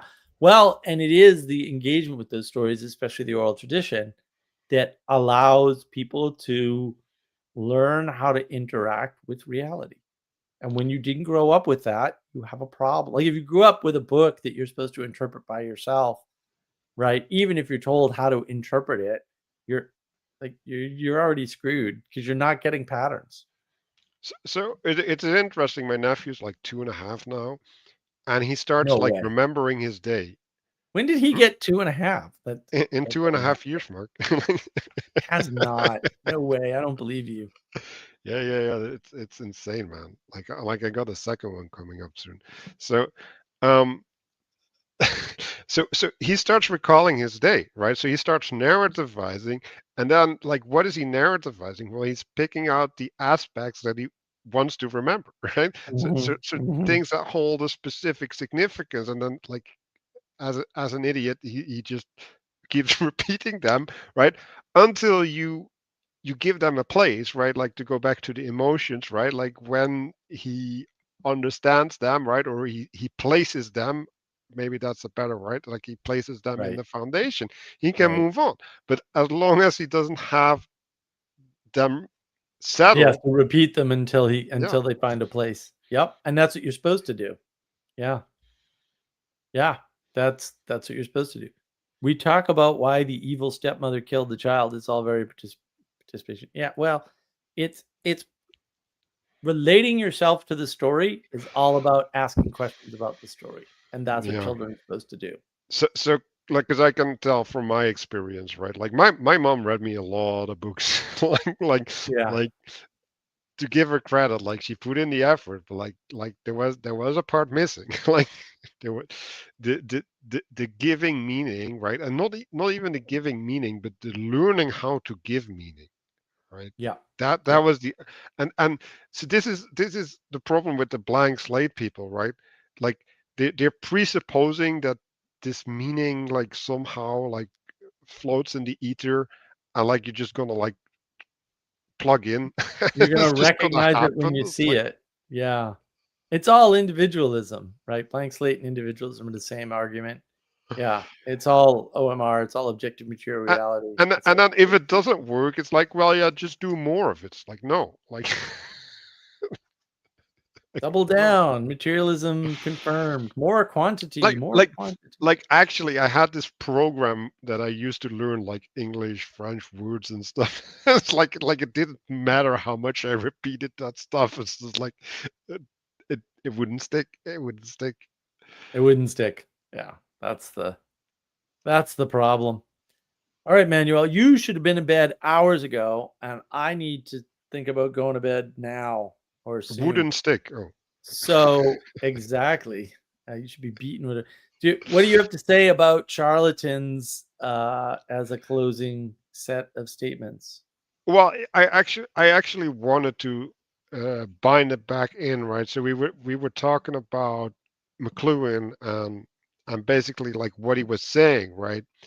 And what I was pointing is that at what he was leaving out, right? And like Peterson makes this point as well. It's like, well, you have the good masculine and the bad masculine and the good feminine and the bad feminine, right? And if any of these aspects are missing, then like you're being bamboozled. So Right.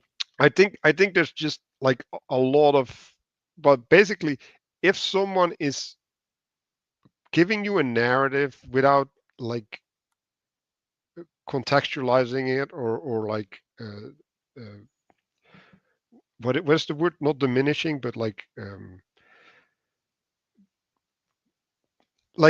if it's too powerful, then it's wrong. Let's just say it that way. Like Mm, like everything, because it becomes dogmatic, right? Like that is yeah. the problem, right? Like if it's Yeah. if it's and it becomes an idol, right?